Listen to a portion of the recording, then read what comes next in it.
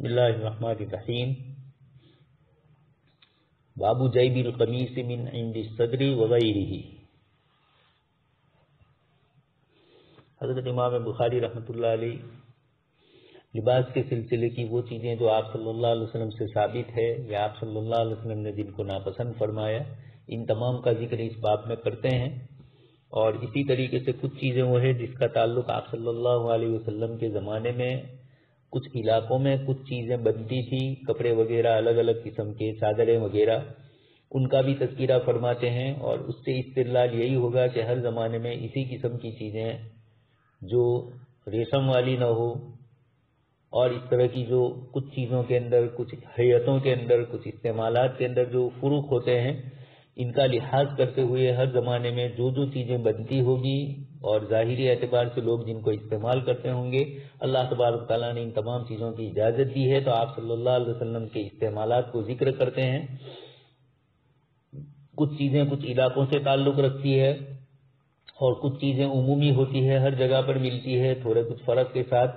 تو اگر ان میں کسی حرمت کا پہلو نہیں ہے، کراہت کا پہلو نہیں ہے، تو جس زمانے میں بھی جس علاقے میں بھی لوگ ان چیزوں کو استعمال کریں گے، آپ صلی اللہ علیہ وسلم کی طرف سے اس کی اجازتیں ہیں. گویا جیب القمیص من عند الصدر وغیرہ. جیب کا لفظ ہے. اب اردو میں جیب کا لفظ بولا جاتا ہے جس کے اندر چیزیں، پیسے وغیرہ رکھے جاتے ہیں، ہمارے جیب. اور عربی زبان میں یہ معنی بھی آتا ہے، لیکن زیادہ تر جو استعمال ہے جاب یجوب. اور جیبن اس کا مفہوم ہوتا ہے کاتنا، اس کا مفہوم ہوتا ہے گریبان، جیسے آپ دیکھ رہے ہیں. تو ایک تو جیب وہ ہے، اور ایک وہ جو گندی اور بٹن لگائے جاتے ہیں، کپڑے کو پھاڑا جاتا ہے اور پھر اس کے اندر گندی بٹن لگائے جاتے ہیں، اور آدمی اسی کو نکال کر اپنے کپڑے نکالتے ہیں، پھر یا کپڑے پہنتے ہیں تو ان بٹنوں کو لگا دیتے ہیں تو کپڑے محفوظ رہتے ہیں. تو یہ اپنا گریبان ڈالنے کے لیے جو اس طریقے کا کات دیا جاتا ہے اس کو جیب کہا جاتا ہے. اب آپ دیکھتے ہیں کہ کبھی یہ ہوتا ہے کہ جیب عموماً تو جیسے ہمارے یہاں سامنے ہوتا ہے، لیکن کچھ جبے آپ دیکھ رہے ہیں عرب ممالک سے بھی، اور آج کل تو نئی نئی فیشن ہے، جبوں میں بھی آ گئی ہے، برقعوں میں آئی تو جبوں میں کیوں نہ آئے. ہمارے کئی طلبہ ہے آتی ہیں کالی ہوتی ہے اور جبہ سفید ہوتا ہے. میں نے کہا یہ کارا دورہ کیا جمع کیا ہے. اور اس طرح عجیب و غریب قسم کے کلر جس کا مولوی کی شان سے کوئی جوڑ نہ ہو، اس طرح کے بھی الگ الگ کلر لگائے جاتے ہیں. خیر، یہ سنجیدگی کی علامتیں نہیں ہیں. سنجیدگی چہرے سے بھی ظاہر ہوتی ہے اور اس کے ساتھ لباس سے بھی آدمی کی سنجیدگی کا ظہور ہوتا ہے. جواز عدم جواز کی گفتگو نہیں ہے. شعار جو اہل علم کا ہونا چاہیے، عوام الناس کے درمیان یہ محسوس ہو یہ اہل علم ہے، ان کی زبان بھی سنجیدہ ہے، ان کے ظاہری اعضاء بھی، یعنی ظاہری کپڑے بھی ان کے سنجیدہ ہے، سنجیدگی پر دلالت کرنے والے. کپڑے میں تو بیچارے میں کچھ نہیں، لیکن کچھ کلر ایسے ہوتے ہیں جو ایک عالم کی شان کے مطابق نہیں ہوتے ہیں. اور اسی طریقے سے الگ الگ کلروں سے ڈیزائننگ کرنا اور یہ کرنا وہ کرنا. خیر، یہ تو ضمنی گفتگو تھی. تو آپ صلی اللہ علیہ وسلم نے قمیص کا گریبان من عند الصدر وغیرہ، سینے کے پاس بھی رکھا جا سکتا ہے، یعنی یہ گنجائش ہے. جن جن علاقوں میں جس طریقے سے گریبان بنایا جاتا ہو، کہیں پیچھے سے بنایا جاتا ہے اور پیچھے سے نکالا جاتا ہے، کہیں آگے بنایا جاتا ہے، کہیں کندھے کے پاس، الگ الگ اس طریقے سے لوگ استعمالات کرتے ہیں. آپ صلی اللہ علیہ وسلم کی سنتوں پر عمل کرتے ہوئے بھائی طلحہ صاحب کو ہم نے دیکھا، ان کا بھی عجیب گریبان رہتا تھا. تو آپ صلی اللہ علیہ وسلم نے ان تمام چیزوں میں گنجائش دی ہے. گریبان چاہے سامنے ہو جیسے عام متن ہمارا ہوتا ہے، یا سائڈ پر ہو یا پیچھے ہو. اس لیے من عند الصدر وغیرہ دونوں کو ذکر فرما دیا امام بخاری رحمۃ اللہ علیہ نے. ابھی اس کے بعد روایت آپ صلی اللہ علیہ وسلم کی ذکر کی، جو روایت اس سے پہلے آ چکی ہے. ضرب رسول اللہ صلی اللہ علیہ وسلم مثل البخیل والمتصدق. آپ صلی اللہ علیہ وسلم نے بخیل اور صدقہ کرنے والا، ان دونوں کی مثال آپ صلی اللہ علیہ وسلم نے ذکر فرمائی. اور اس کے اندر لوہے کے کرتے کا ذکر ہے، تو اس کی بنیاد پر ہی امام بخاری رحمۃ اللہ علیہ اور گریبان کا ذکر ہے. دو آدمیوں کی آپ صلی اللہ علیہ وسلم نے مثال دی. کمثل رجلین علیہما جبتان من حدید. بخل اور صدقہ، بخیل اور صدقہ کرنے والا، ان دونوں کو مثالیں دی جا رہی ہے کہ ان دونوں کے اوپر لوہے کے جبے ہیں. اور قد اضطرت ایدیہما الی صدیہما وتراقیہما، اور ان کی وجہ سے ان کے ہاتھ یہ دو کرتے جو انہوں نے استعمال کیے ہیں، یہ دو کرتے پہنے ہیں تو ان کے ہاتھ ان کی چھاتی اور ہنسلی سے لٹکے ہوئے ہیں۔ آپ صلی اللہ علیہ وسلم فرماتے ہیں قد استرت ایدیہما، ان کے دونوں ہاتھ نیچے لٹکے ہوئے ہیں، الی صدیہما و تراقیہما، چھاتی اور ہنسلی سے یعنی اوپر سے لٹکے ہوئے ہیں۔ فجعل المتصدق، صدقہ کرنے والا اس نے بھی جبہ پہنا ہے اور بخیل نے بھی جبہ پہنا ہے، لیکن صدقہ کرنے والے کی تشبیہ دی کہ ایسا جبہ جو کھل جائے، جب وہ چاہے تو کھل جائے، جیسے وہ خود کھل جاتا ہے اپنے پیسے اللہ کی راہ میں اللہ کی خوشنودی کے لیے دے رہا ہے، تو صدقہ کرنے والے کا کرتا بھی گویا تشبیہ دی، کلما تصدق بصدقۃ، جب جب بھی وہ صدقہ اور خیرات کرتا ہے تو اس کا یہ کرتا انبسطت، کھل جاتا ہے، حتی تغشا اناملہ، اتنا ڈھیلا ہو جاتا ہے یہاں تک کہ انگلیوں کے پوروں تک پہنچ جاتا ہے، اور اسی طریقے سے وتعفو اثرہ، اس کے اثر کو بھی مٹا دیتے ہیں۔ وجعل البخیل، زمین پر وہ جب چلتا ہے تو پاؤں کے جو نشانات ہوتے ہیں اس کا یہ جبہ، اس کے نشانات، یہاں تشبیہ آپ صلی اللہ علیہ وسلم کی طرف سے سخاوت پر ہے، دل کے انشراح پر ہے، اس لیے کوئی یہ استدلال نہ کرے کہ زمین پر اس کے پاؤں کے نشانات تبھی مٹیں گے جبکہ اس کا جبہ تخنوں سے نیچے ہوگا، جبکہ حدیث شریف میں تخنوں سے نیچے سے منع فرمایا۔ یہاں آپ صلی اللہ علیہ وسلم مثال دے کر، تشبیہ دے کر سمجھانا چاہتے ہیں، اس بنیاد پر فرمایا۔ وجعل البخیل کلما ہم بصدقۃ، اور بخیل جب خیرات کا ارادہ بھی کرتا ہے تو دل اس کا مانتا نہیں ہے، دل میں یہ آتا ہے کہ مال کم ہو جائے گا، الشیطان یعیدکم الفقر، قرآن نے جس کو ذکر فرمایا، تو شیطان اس کے دل میں وسوسہ ڈالتا ہے فقر کا، تو تشبیہ دی اس کو کہ جس طریقے سے یہ جبہ کسی کو بہت فٹ ہو گیا ہو، نکلتا نہ ہو، اس طرح بخیل سے بھی نکل نہیں رہا ہے، اور خاص کر کے سینہ اور ہاتھ، سینے کی کشادگی یہ سخاوت کی طرف دلیل ہے، اور ہاتھ کا پھیلنا، ہاتھ کا سکڑنا، یہ سخاوت اور بخل کی دلیلیں ہیں۔ نعوذ باللہ، اللہ پاک کی ذات عالی کے لیے بھی جیسے یہودیوں نے کہا وقالت الیہود ید اللہ مغلولہ، تو کسی کا ہاتھ بدھا ہوا یعنی بخل کو تشبیہ دینا ہو تو یہ کہا جاتا ہے کہ ہاتھ بدھا ہوا ہے، ہمارے یہاں بھی اردو گجراتی میں بھی اس طریقے سے بولا جاتا ہے۔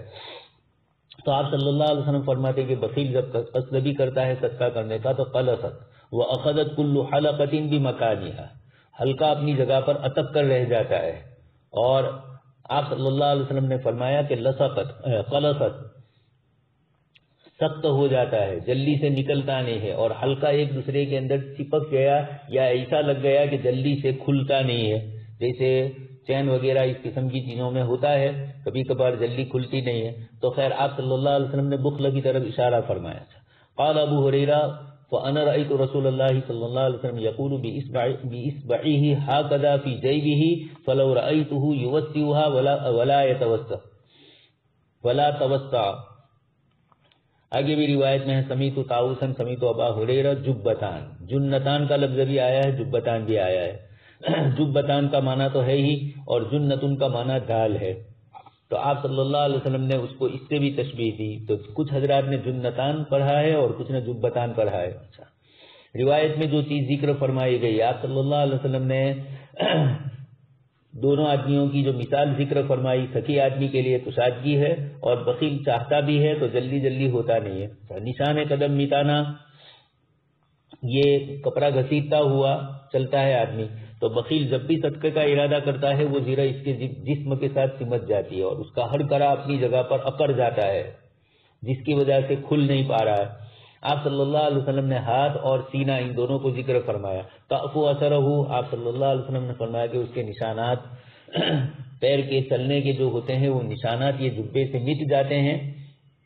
یہاں تشبیہ مکمل طور پر ہر چیز کو، ایک ایک چیز کو دوسری چیز کے ساتھ دی گئی ہے، تشبیہ مفرق اس کو کہا جاتا ہے، الگ الگ اجزاء کے اعتبار سے تشبیہ دی گئی ہے اور الگ الگ افراد کے اعتبار سے۔ حدیث شریف میں لوہے کے جبے سے تشبیہ دے کر اشارہ فرمایا کہ بخل انسان کی طبیعت اور جبلت کے اندر ہوتا ہے، اور سخاوت کا وصف یہ اللہ تبارک تعالیٰ کی عطا ہوتی ہے۔ اللہ پاک جس بندے کو چاہتے ہیں اس کا دل سخی کر دیتے ہیں۔ بدن سخاوت ہاتھ نہیں کرتا ہے، سخاوت اصل دل کی کشادگی کا نام ہے۔ اللہ پاک اس کے دل کو کشادہ فرماتے ہیں اور اس کی بنیاد کے اوپر یہ آدمی اس طریقے سے سخاوت کی بنیاد پر اللہ کی راہ میں خرچ کرتا ہے۔ یہ آپ صلی اللہ علیہ وسلم نے یہاں جبہ کا ذکر فرمایا. امام بخاری رحمۃ اللہ علیہ نے اس سے استدلال کیا کہ آپ صلی اللہ علیہ وسلم نے جبے کو استعمال فرمایا اور سخاوت اور بخل کو تشبیہ بھی دی. یہ اس بات کی دلیل ہے کہ جبے کا استعمال کرنا جائز ہے. آگے من لبس جبتن ضیقۃ الکمین فی السفر. آپ صلی اللہ علیہ وسلم سفر میں تشریف لے گئے اور آپ کے پاس جو جبہ تھا، ویسے اہل عرب کے یہاں جبے کی آستینیں بہت بڑی کشادہ ہوتی ہے. ابو ہریرہ کی بلی بھی آ جاتی ہے اس میں، تو اتنے بڑے کشادہ ہوتی ہے آستینیں. لیکن سفر کے اندر چونکہ یہ پریشان کن ہوتی ہے، تو آپ صلی اللہ علیہ وسلم نے سفر کے وقت جو جبہ استعمال فرمایا اس کی آستینیں تنگ تھی، تاکہ سفر کے اندر گرمی سے بھی بچا جائے، سردی سے بھی بچا جائے، اور اس کے علاوہ سفر میں آسانی ہو. تو اس سے اتنا پتہ چلتا ہے کہ سفر کا لباس الگ ہو سکتا ہے. جیسے سفید کپڑے عموماً لوگ استعمال نہیں کرتے سفر کے اندر، کے لمبا سفر ہو یا گاڑیوں میں، اور اس میں اس طریقے کی گرد و غبار وغیرہ یہ سب چیزیں ہوتی ہے، یا ویسے بھی سفر کے اندر راحت ہو تو آدمی اس طریقے سے سفر کا لباس الگ استعمال کر سکتا ہے، لیکن وہ غیر شرعی نہ ہو. آپ صلی اللہ علیہ وسلم کا جو لباس ہے، ہمارے طلبہ پتلون پہن لیتے ہیں رنگین اور اس طرح کی چیزیں، تو یہ تشبہ ہے دوسری قوموں کے ساتھ. فقہائے کرام نے گنجائش دی ہے جب کوئی چیز عام ہو جاتی ہے تو اب وہ کسی قوم کا شعار نہیں رہتا ہے، لیکن اس کے ساتھ ساتھ کچھ نہ کچھ چیزیں وابستہ ہوتی ہے، لباس کا بھی اثر ہوتا ہے. اس لیے آپ صلی اللہ علیہ وسلم نے صلح وغیرہ کے لباس کے متعلق روایتیں جو ذکر فرمائی گئی، جس میں اشارے فرمائے گئے، اور علماء کرام نے حضرت مدنی رحمۃ اللہ علیہ کا رسالہ ہے داری کا فلسفہ، حضرت شیخ زکریہ رحمۃ اللہ علیہ کا بھی ہے، تو اس کے اندر ان بزرگوں نے شعار اور قومی تشخص ان چیزوں کو ذکر فرمایا. تو ہر قوم کا اپنا ایک لباس، اپنا ایک تشخص ہوتا ہے. اس بنیاد کے اوپر آپ صلی اللہ علیہ وسلم نے ان تشخصات کو باقی رکھا. البتہ سفر میں کوئی تکلیف اور پریشانی ہے تو اس کی بنیاد کے اوپر لباس ڈھیلا ڈالا نہیں ہے اور تھوڑا سست ہے تو گنجائش ہے. یا گھر جاتا ہے آدمی تو ازار وغیرہ پائجامہ نکال لیتے ہیں، لنگی وغیرہ استعمال کرتے ہیں. یا آج کل کی نئی دنیا ہے جو نیا لباس استعمال کیا جاتا ہے، نائٹ دن میں بھی وہی لباس استعمال کرتے رہتے ہیں لوگ. ثم اقبل فتلقیتہ. اچھا، تو حضرت مغیرہ ابن شعبہ والی روایت جو اس سے پہلے آ چکی ہے، انطلق النبی صلی اللہ علیہ وسلم لحاجتہ. آپ صلی اللہ علیہ وسلم اپنی ضرورت کے پیش نظر رفع حاجت کے لیے آپ صلی اللہ علیہ وسلم تشریف لے گئے. ثم اقبل، اور پھر واپس آئے.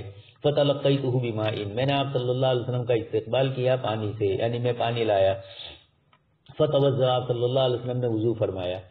صحابی رضی اللہ تعالیٰ عنہ فرماتے ہیں وعلیہ جبۃ شامیۃ، اور آپ صلی اللہ علیہ وسلم کے اوپر جو جبہ تھا وہ شام کی بناوٹ کا تھا. اس سے بھی پتہ چلا کہ چاہے شام والے اس وقت اسلام میں داخل نہیں ہوئے تھے، لیکن لباس اور چیزوں کے استعمالات کے اندر جب تک وہ کسی قوم کا مخصوص مذہبی شعار نہ ہو، وہاں تک استعمالات کی گنجائشیں ہوتی ہے.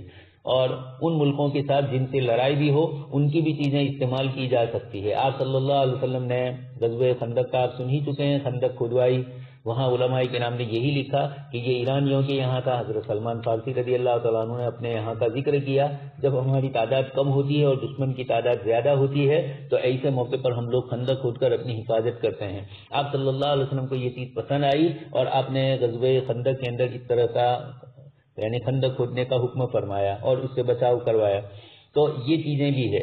کسی قوم سے اس طرح کی چیز وہ ہمیں اس سے دور نہیں کرتی ہے. اس کی اچھی چیز کو اگر وہ اچھی ہے ظاہری اعتبار سے، باطنی اعتبار سے، تو اس کا استعمال کیا جا سکتا ہے. خیر، تو شامی کپڑا آپ صلی اللہ علیہ وسلم نے استعمال فرمایا، شامی جبہ. لیکن وہ زمانہ ایسا تھا کہ جس کے اندر فیشن وغیرہ بھی تھی، انکار نہیں اس کا، لیکن عمومی طور پر لوگوں کے لباس ایک ہی قسم کے ہوتے تھے. مالدار لوگوں کے تھوڑے لباس میں فرق پڑ جاتا تھا، باقی عام وطن وہ لوگ لباس کے اندر اتنا زیادہ اہتمام نہیں کرتے تھے. بتلانا یہ ہے کہ شامی جبہ تھا لیکن اس کے اندر بھی کسی قوم کا تشابہ نہیں تھا. آپ صلی اللہ علیہ وسلم نے اس کو وضو فرمانا تھا تو آپ صلی اللہ علیہ وسلم نے کلی فرمائی، ناک میں پانی ڈالا، اس کے بعد منہ دھویا، اور پھر آپ صلی اللہ علیہ وسلم اپنے ہاتھوں سے ہاتھ آستین چونکہ تنگ تھی اور ہاتھ دھونا تھا تو باہر سے تو آستین اوپر چڑھ نہیں سکتی تھی، تو آپ صلی اللہ علیہ وسلم نے اندر سے آستین کو نکالا اور پھر اس کے بعد آپ صلی اللہ علیہ وسلم نے دونوں ہاتھوں کو دھویا. آستین سے نکال کر، وہ تنگ تھی اس لیے اوپر سے نہیں نکل سکتی تھی تو اپنا ہاتھ اندر کر کے اس میں سے نکالا، گیرے باندھنے سے. آپ صلی اللہ علیہ وسلم نے جبے کے اندر وہاں سے دونوں ہاتھ نکالے اور انہیں دھویا. سر پر مسح فرمایا اور موزے پر بھی مسح فرمایا. صحابی رضی اللہ تعالیٰ عنہ یا جبۃ شامیۃ امام بخاری کا استدلال ہے. باب لبس جبۃ الصوف فی الغزو، غزوے کے اندر اونی جبہ پہننا. چونکہ کچھ حضرات کے یہاں صوفیوں کا ایک لباس ہو چکا تھا، زاہدوں کا اور راہبوں کا ایک لباس ہو چکا تھا. عیسائیت کے اندر جو رہبانیت تھی ان کا ایک لباس ہوتا تھا. اس لباس کو علماء کرام نے اسی سے پھر ایک مستقل مسئلہ ہے تصوف کا. تصوف کیوں کہا جاتا ہے، صوفی کیوں کہا جاتا ہے؟ اونی جبے پہنتے تھے اس لیے. تو کچھ حضرات سے یہ مرضی ہے کہ یہ اونی جبے چونکہ دوسری قوموں کی مشابہ والے ہیں اس لیے ان کو استعمال نہ کیا جائے. حضرت امام مالک رحمۃ اللہ علیہ کی طرف بھی ایک قول منسوب ہے، وہ بھی اس کو مکروہ سمجھتے تھے. تو کراہت آتی ہے اس طریقے سے کہ کسی قوم کا کسی زمانے میں لباس ہو کسی زمانے میں نہ ہو، یہ بھی ضروری ہے. اس لیے اہل علم اپنے زمانے میں کوئی چیز ایسی دیکھتے ہیں جو کسی قوم کی تشابہ والی ہے. اب 1400 سال پہلے جزیرۃ العرب میں وہ چیز تشابہ والی نہیں تھی تو آپ صلی اللہ علیہ وسلم نے استعمال فرمائی، صحابہ کرام نے استعمال فرمایا، ان چیزوں کو لے لیا. لیکن اب اگر کسی قوم کا مذہبی شعار بن جائے تو پھر مسلمانوں کو اس سے منع فرمایا گیا. زعفرانی کلر کپڑا حضرت عبداللہ ابن عمر کی روایت آ رہی ہے، لیکن صحابہ کرام کے زمانے میں اور تھا، اور ہمارے یہاں زعفرانی ایک تہذیب اور کلچر ہی کا نام ہے باجب کی RSS کی. تو اس بنیاد کے اوپر ان کی تشابہ والی چیز کا استعمال پسندیدہ نہیں ہوگا. جیسے ہمارے کچھ علماء فرماتے ہیں کھوپرا ہے، ناریل ہے، اللہ پاک کی نعمت ہے، لیکن مندر پر بھی چڑھایا جاتا ہے. اور کچھ لوگ اپنے مخصوص مذہبی تعامل کے اندر، مذہبی عملوں کے اندر ان کو رکھتے ہیں، اس کے بغیر پورا نہیں ہوتا. ہمارے یہاں بھی آ گیا. تو کھوپرا اور ناریل کھانا نہ کھانا اس کی بحث نہیں ہے، ان کو اس قسم کی رسومات میں رکھنا جن میں غیر بھی رکھتے ہیں تو غیروں سے تشابہ ہو گیا. تو چیز جائز ہے لیکن تشابہ اس طریقے کا آ جاتا ہے. من تشبہ بقوم فہو منہم.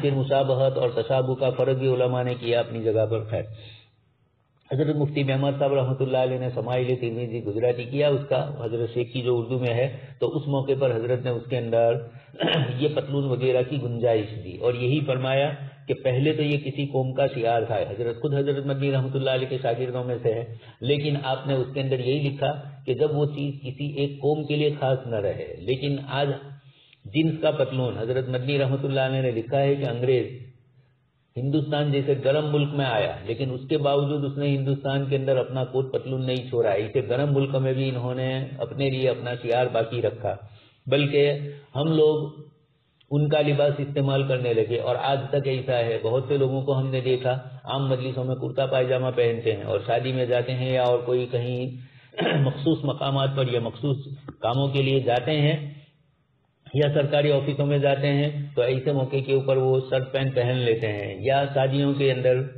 اور اس طرح کی چیزوں کے اندر پھر ان کا کلر کچھ اور ہی ہوتا ہے.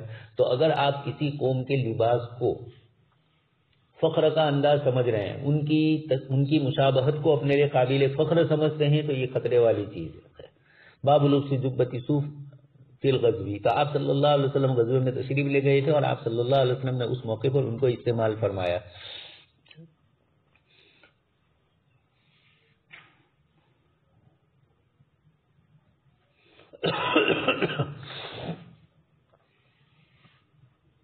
آپ صلی اللہ علیہ وسلم نے سفر میں استعمال فرمایا. یہ روایت اس کے بعد اسی روایت کو لبس جبۃ صوف فی الغزو اسی کو آگے ذکر فرمایا. حضرت مغیرہ ابن شعبہ رضی اللہ تعالیٰ عنہ کی روایت کے اندر یہی قصہ ہے، لیکن یہاں امام بخاری نے ترجمہ قائم کیا فی الغزو اور اگلے میں آپ نے پھر سفر کا لفظ ذکر کیا. معلوم ہوا کہ غزوات میں جائے تو بھی اور سفر میں جائے تو بھی اون کا جبہ استعمال کرنا امام مالک رحمۃ اللہ علیہ کی طرف جو نسبت کی گئی، یہ ہو سکتا ہے کہ امام مالک رحمۃ اللہ علیہ نے زاہدوں اور صوفیوں کو دیکھا ہو کہ کثرت سے وہ صوفی یعنی اونی کپڑا ہی پہنتے ہیں، اس کے علاوہ اور کوئی کپڑا استعمال ہی نہیں کرتے ہیں، اور اس طریقے سے ایک مخصوص شعار بنا دیا.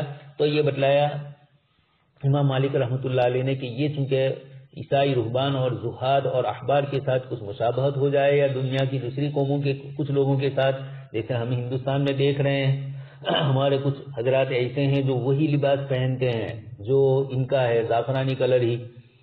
اسی طرح پگڑی کا مسئلہ بھی آگے آ رہا ہے.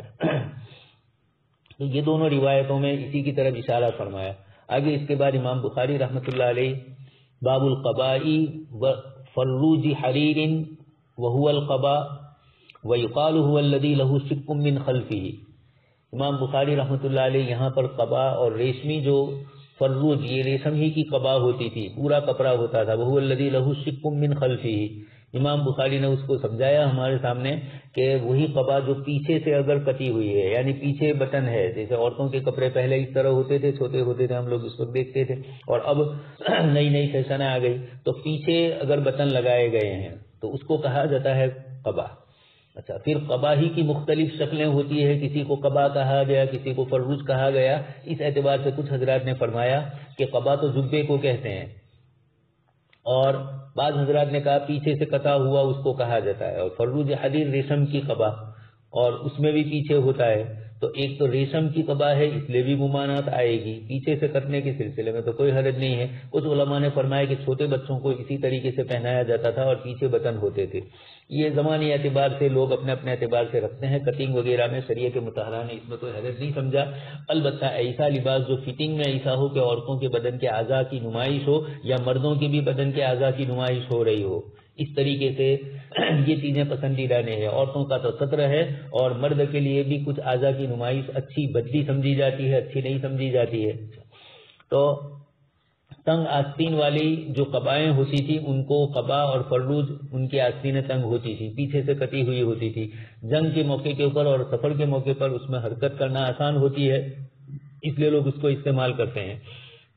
آگے روایت ذکر کی جاتی ہے، آپ صلی اللہ علیہ وسلم نے قسم اقلیتن، آپ صلی اللہ علیہ وسلم نے کچھ قبائیں آپ کے پاس آئی مال غنیمت میں تو آپ نے تقسیم فرمائی۔ حضرت مخرمہ رضی اللہ تعالیٰ عنہ کو اس وقت نہیں دیا گیا۔ فقال مخرمۃ، حضرت مخرمہ کو معلوم ہوا کہ آپ صلی اللہ علیہ وسلم قبائیں تقسیم فرماتے ہیں، تو اپنے صاحبزادے حضرت مسور رضی اللہ تعالیٰ عنہ کو ساتھ میں لے گئے کہ چلو ہمارے ساتھ۔ پھر اپنے بیٹے کو کہا کہ جاؤ اور اللہ کے رسول صلی اللہ علیہ وسلم کو کہو کہ میں آپ کو یاد کر رہا ہوں۔ آپ کے دروازے کے پاس گئے اور آپ صلی اللہ علیہ وسلم کو بلایا۔ ان کے دوسری روایتوں میں ہے کہ ان کے صاحبزادے نے کہا بھی کہ والد محترم یہ اچھی چیز نہیں ہے کہ آپ اللہ کے رسول کو باہر بلاؤ۔ فرمایا کہ تم جاؤ، اللہ کے رسول کے اخلاق کو میں جانتا ہوں، یعنی آپ کے اخلاق ایسے ہیں کہ کوئی چھوٹا آدمی بھی بلائے گا تب بھی آپ صلی اللہ علیہ وسلم تشریف لائیں گے۔ اور پھر مخرمہ کی طبیعت میں تھوڑی شدت بھی تھی، آپ صلی اللہ علیہ وسلم کو اس کا پتہ تھا، اس لیے صاحبزادے جب آئے فانطلقت معه فقال ادخل فادعه لي، آپ کو میرے لیے بلائیے۔ قال فدعوته له، میں نے اللہ کے رسول صلی اللہ علیہ وسلم سے عرض کیا، فخرج الیہ وعلیہ قباء منها، اور پھر اس کے بعد بتلا دیا کہ آپ صلی اللہ علیہ وسلم تشریف لائے اور آپ صلی اللہ علیہ وسلم کے پاس قبا تھی۔ فقال قبأت هذا لك، آپ صلی اللہ علیہ وسلم نے فرمایا کہ میں نے تمہارے لیے اس کو چھپایا تھا، یعنی رکھا تھا، کہیں کسی اور کو دے نہ دی جائے۔ آپ صلی اللہ علیہ وسلم تو سخاوت میں آپ سن ہی چکے ہیں حدیث شریف میں، خاص کر کے رمضان میں آپ کی سخاوتیں اور بڑھ جاتی تھی، تو آپ صلی اللہ علیہ وسلم تو اپنے پاس کوئی چیز رکھتے نہیں تھے۔ آپ صلی اللہ علیہ وسلم نے فرمایا کہ میں نے تمہارے لیے اس کو محفوظ رکھی تھی۔ مسور فرماتے کہ میرے والد مخرمہ نے جب اس کو دیکھا، آگے روایت میں لفظ ہے فنظر الیہ فقال رضی مخرمۃ، اب یہ فقال یعنی کس نے کہا، عبارت کا ظاہر یہ بتلاتا ہے کہ والد محترم نے ہی دیکھا اور خود ہی رضی مخرمہ اپنے لیے ہی خود فرمایا، اپنے ہی کو فرما رہے ہیں کہ میں راضی ہو گیا، یعنی مجھے جو یہ تھا کہ مجھے نہیں ملی ہے اور اب جب مل گئی تو راضی ہوئی۔ اور کچھ حضرات نے فرمایا کہ فقال، آپ صلی اللہ علیہ وسلم نے فرمایا کہ رضی مخرمۃ، کہ مخرمہ راضی ہو گئے۔ تو قال کا مقولہ آپ صلی اللہ علیہ وسلم کا ہے یہ، یا خود حضرت مخرمہ رضی اللہ تعالیٰ عنہ اپنے لیے فرماتے ہیں؟ یہاں روایت میں آپ صلی اللہ علیہ وسلم نے ان کو جو قبا عنایت فرمائی اس کا ذکر فرمایا جا رہا ہے۔ کچھ حضرات نے فرمایا کہ آپ صلی اللہ علیہ وسلم نے، ظاہر میں یہ مفہوم ہوتا ہے کہ آپ صلی اللہ علیہ وسلم نے ان کو قبا دی اور یہ ریشم کی ہوگی، جیسے فروج حریر، امام بخاری نے ترجمہ بھی اس کا یہ قائم کیا، تو علماء کرام نے اس کے جواب دیے کہ ہو سکتا ہے کہ ابھی ممانعت نہ آئی ہو، اس وقت کی بات ہو، اور یہ بھی ہے کہ حضرت مخرمہ رضی اللہ تعالیٰ عنہ کو صرف دکھلایا گیا، ان کو پہنانا ضروری نہیں تھا، ان کو ہدیہ دیا، جیسے حضرت عمر رضی اللہ تعالیٰ عنہ والی روایت سن چکے ہیں آپ، مسجد کے باہر کپڑے بک رہے تھے، حضرت عمر رضی اللہ تعالیٰ عنہ نے آپ صلی اللہ علیہ وسلم کو فرمایا کہ آپ اس کو استعمال کریں، اور جمعہ اور عیدین کے دن اور عیدین کے موقع پر اور وفود جب آپ کے پاس آئے تو آپ اس کو استعمال کریں۔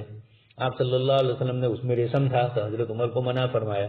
تھوڑے دنوں کے بعد خود آپ صلی اللہ علیہ وسلم کے پاس اسی قسم کا جبہ آیا تو آپ صلی اللہ علیہ وسلم نے حضرت عمر کو دیا، تو حضرت عمر نے فرمایا کہ جس کو آپ استعمال نہیں فرماتے آپ وہ مجھے دے رہے ہیں۔ آپ نے فرمایا کہ میں نے آپ ہی کو پہننے کے لیے نہیں دیا ہے، گھر میں عورتیں بھی ہیں وہ پہن سکتی ہے۔ اسی طریقے سے حضرت علی رضی اللہ تعالیٰ عنہ کی بھی روایت، تو یہاں پر بھی حضرت مخرمہ کو آپ صلی اللہ علیہ وسلم نے دیا تو اس کی طرف یہی اشارہ، اور ضروری نہیں ہے کہ یہ ریشم ہی کا ہو، لیکن اگر ہے تب بھی یہی دلیل اس پر کی جائے گی۔ حضرت ابو الخیر حضرت عقبہ ابن عامر سے نقل فرماتے ہیں آپ صلی اللہ علیہ وسلم کے سامنے فروج حریرین، آپ صلی اللہ علیہ وسلم کے سامنے ریشم کی قبا اس طریقے سے آپ صلی اللہ علیہ وسلم کو ہدیے میں دی گئی، فلبیسہ آپ نے استعمال فرمائی۔ یہاں محدثین یہی فرماتے ہیں کہ آپ صلی اللہ علیہ وسلم نے استعمال فرمائی، یقیناً یہ اس وقت کا حال ہوگا جبکہ آپ صلی اللہ علیہ وسلم اور صحابہ کرام کے لیے ابھی ریشم حرام نہیں ہوا تھا مردوں کے لیے۔ جب یہ پہنا اس کے بعد اللہ پاک کی طرف سے حکم آیا ہو اور منع فرما دیا گیا، تو آپ صلی اللہ علیہ وسلم نے خود ہی اس کو استعمال تو فرمایا، لیکن اللہ پاک کی طرف سے بعد میں ممانعت آ گئی۔ اس ممانعت پر عمل کرتے ہوئے آپ صلی اللہ علیہ وسلم نے پھر اس کو اتار دیا، یا ممانعت تو بعد میں آئی ہو، آپ صلی اللہ علیہ وسلم نے خود ہی اس کو پسند نہ فرمایا ہو۔ کچھ علماء نے یہ بھی تعویل کی فرمائی ہے۔ ثم صلی فیہ ثم انصرف فنزعہ نزعا شدیدا کالکارہ لہ، پھر آپ صلی اللہ علیہ وسلم نے اس کو اتار دیا نزعا شدیدا، سخت طریقے سے۔ مراد یہی ہے کہ آپ صلی اللہ علیہ وسلم نے زبردست یعنی ایک دم سے زور سے اس کو اپنے بدن میں سے نکال دیا، کالکارہ لہ، آپ صلی اللہ علیہ وسلم اس کو ناپسند کرتے ہیں۔ کراہت کا اظہار فرماتے ہوئے آپ صلی اللہ علیہ وسلم نے اس طرح فرمایا، ثم قال لا ينبغي هذا للمتقین، اور پھر یہ فرمایا آپ صلی اللہ علیہ وسلم نے کہ متقی اور پرہیزگار لوگوں کے لیے یہ اس طرح کا ریشم کا استعمال جائز نہیں۔ یہ بھی یہی معلوم ہوتا ہے کہ ابھی ریشم کی ممانعت عمومی نہیں آئی تھی، لیکن آپ صلی اللہ علیہ وسلم اس کپڑے کو، کچھ روایتوں میں ہے بھی کہ ایک کپڑا آپ صلی اللہ علیہ وسلم نے استعمال فرمایا اور صحابہ کرام کے درمیان خطبہ اور نماز کے لیے کھڑے ہوئے، اور آپ صلی اللہ علیہ وسلم کی توجہ تھوڑی کچھ کپڑے کی طرف گئی تو نماز کے بعد آپ نے اس کو نکال دیا اور یہ فرمایا کہ یہ تو مجھے دنیا کی طرف راغب کر رہا ہے۔ آپ صلی اللہ علیہ وسلم نے پھر اس کو نکال دیا۔ تو ایسے کپڑے جو آدمی کی توجہ بات لے، نماز کے اندر ادھر ادھر ہو جائے، یا کبھی آدمی کے اندر اس کپڑے کی بنیاد کے اوپر تکبر آ جائے، تو آپ صلی اللہ علیہ وسلم نے اس قسم کی چیزوں کو پسند نہیں فرمایا۔ آگے اس کے بعد البرانی، آپ صلی اللہ علیہ وسلم کا جملہ ہے لا ينبغي هذا للمتقین، پرہیزگار لوگوں کے لیے یہ پسندیدہ نہیں ہے۔ معلوم یہ ہوا کہ متقی، پرہیزگار، اہل علم، اہل وقار، اہل تقوی کا لباس عام فاسق فاجر لوگوں کے لباس سے الگ ہونا چاہیے، اس لیے ان کی مشابہت اختیار کرتے ہوئے، ایک تو یہ کہ اتفاقاً کسی نے پہن لیا، جیسے ایک مولانا یہاں آئے اور انہوں نے اسپورٹ کے جوتے بیچاروں نے پہنے تھے، لیکن تھے بڑے بھولے بالے، بڑی عمر کے تھے۔ تو ایک صاحب نے مجھے کہا کہ دیکھو اس عمر میں بھی مولویوں کو شوق ہے۔ میں نے کہا ان کو یہ بھی معلوم نہیں ہوگا کہ یہ اسپورٹ کے جوتے ہیں، غریب مولوی ہے بیچارے، کسی نے جوتے حجے میں دیے تھے، انہوں نے استعمال کر لیے، اور اتنے بھولے بالے ہیں کہ ان کو آپ پوچھو کہ بھئی اسپورٹ کس کو کہتے ہیں یہ بھی معلوم نہیں ہوگا۔ خیر، تو کبھی کبھار ایسا ہوتا ہے کہ آدمی کو کوئی چیز ہدیے میں ملتی ہے، وہ کلر ان کو پسند نہ بھی ہو، لیکن چیز ہے، سامنے والے کو بھی بتلانا ہے آپ کا ہدیہ میں نے استعمال کیا۔ آدمی یہ چاہتا ہے کہ میں کسی کو کوئی چیز ہدیے دوں تو وہ استعمال کرے، جن سے تعلقات ہوتے ہیں ان سے وہ یہ چاہتا ہے، تو اس طریقے کی بھی چیز ہے۔ تو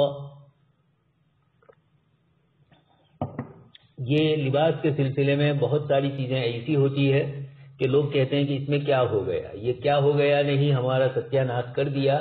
اور ایک مرتبہ ہم لوگ ٹنکاڑی میں کچھ علماء آئے تھے، اور اس کے بعد نماز کے بعد انہوں نے مجھے کہا کہ مجھے بہت خوشی ہوئی کہ پہلی صف میں کوئی بھی سر پین والا نہیں تھا، حالانکہ ہم لوگ بھی برسوں سے نماز پڑھتے تھے لیکن یہ تصور نہیں آیا۔ انہوں نے مجھے کہا کہ مجھے بہت خوشی ہوئی کہ آپ کے یہاں صف اولیٰ کے اندر ایک بھی آدمی سر پین والا نہیں تھا۔ اب یہ کوئی ایسی چیز نہیں ہے کہ ناجائز، لیکن سر پین آپ جانتے ہی ہیں ان سے لباس کے سلسلے کا، سطر کے سلسلے کا مسئلہ کیا ہوتا ہے۔ تو کسی قوم کے لباس کو استعمال کرنا ایک تو اتفاقی ہوتا ہے، اور وہ پھر اس قوم کا شیوا بھی نہ ہو، شعار بھی نہ ہو، ایک تو مخصوص مذہبی شعار ہو جاتا ہے یا قوم کا مخصوص شعار ہو جاتا ہے، اور ایک یہ ہوتا ہے کہ آپ کے دل کے اندر اس کی عظمت آ گئی، جیسے آج کل ہوتا ہے عصر حاضر کے اندر، جیسے ابھی میں نے کہا ایک صاحب کرتا پائجامہ پہنتے ہیں، اور جب اس طرح کی مجلسوں میں شادی بیاہ میں جاتے ہیں تو پھر لباس بدل دیتے ہیں، جوان بنتے ہیں وہ۔ تو یہ کیا ہے، کبھی کبھار ایک تو اتفاقاً پہن لیا، اور ایک یہ ہے کہ اس کی مرغوبیت کی بنیاد کے اوپر، عمومی طور پر یہی ہوتا ہے، مرغوبیت کی بنیاد پر امت مسلمہ نے غیروں کے لباس اپنائے، مردوں نے بھی عورتوں نے بھی، یہ اس قسم کی چیزیں پسندیدہ نہیں ہیں۔ البرانی برنوس آگے آ رہا ہے، قال علی مسدد حدثنا معتمر سمیت ابی قال رأیت علی انس برنسا اصفر من خز، خز کپڑا زرد رنگ کا اور اس کے اندر کچھ ریشم اور اون دونوں کی آمیزش ہوتی ہے، اس طرح کا کپڑا استعمال کیا، ریشم کم ہوگا۔ تو حضرت انس رضی اللہ تعالیٰ عنہ نے ایک ٹوپی پہنی، برنوس کہا جاتا ہے اونچی موٹی ٹوپی کو، ما یلبس المحرم من الثياب۔ امام بخاری رحمۃ اللہ علیہ کے پاس چونکہ صراحتاً اس طرح کی جس کے اندر لمبا کرتا آپ لمبی ٹوپی پہنی گئی ہو یا آپ صلی اللہ علیہ وسلم نے اس کی اجازتیں دی ہو، اس طرح کی صریح روایت نہیں ہے۔ تو حدیث شریف میں جہاں حج کے موسم کے سلسلے میں حالت احرام میں محرم کو کون کون سی چیزیں استعمال نہیں کرنی ہے، اس میں آپ صلی اللہ علیہ وسلم نے اس کا بھی تذکرہ فرمایا ہے۔ اس بنیاد کے اوپر امام بخاری رحمۃ اللہ علیہ نے یہاں ترجمہ قائم فرمایا، لا تلبسوا القموص ولا العمائم، حالت احرام میں آدمی قمیض بھی نہیں پہنے گا، امامہ بھی نہیں پہنے گا، ولا سراولات اور نہ پائجامے استعمال کرے گا، ولا البرانیس اور نہ لمبی ٹوپی استعمال کرے گا، ولا الخفاف اور نہ موزے استعمال کرے گا، البتہ الا احد لا یجد النعلین، مگر وہ آدمی جس کو جوتیاں نہیں ملی تو وہ موزہ پہن سکتا ہے، فلیلبس خفین ولیقطعہما اسفل من الکعبین، اور انہیں ٹخنوں سے نیچے سے کاٹ دے، کعبین یا اوپر کی جو ابری ہوئی ہڈی ہے، کل کہہ چکا ہوں آپ کو کعب سے مراد، ولا تلبسوا من الثياب شيئا مسه الزعفران ولا الورس، اور حالت احرام کے اندر زعفران اور ورس یہ قسم کی خوشبو ہوتی تھی تو آپ صلی اللہ علیہ وسلم نے اس میں رنگے ہوئے کپڑے استعمال فرمانے سے منع فرمایا۔ آگے آ رہا ہے زعفران وغیرہ کا ذکر بھی۔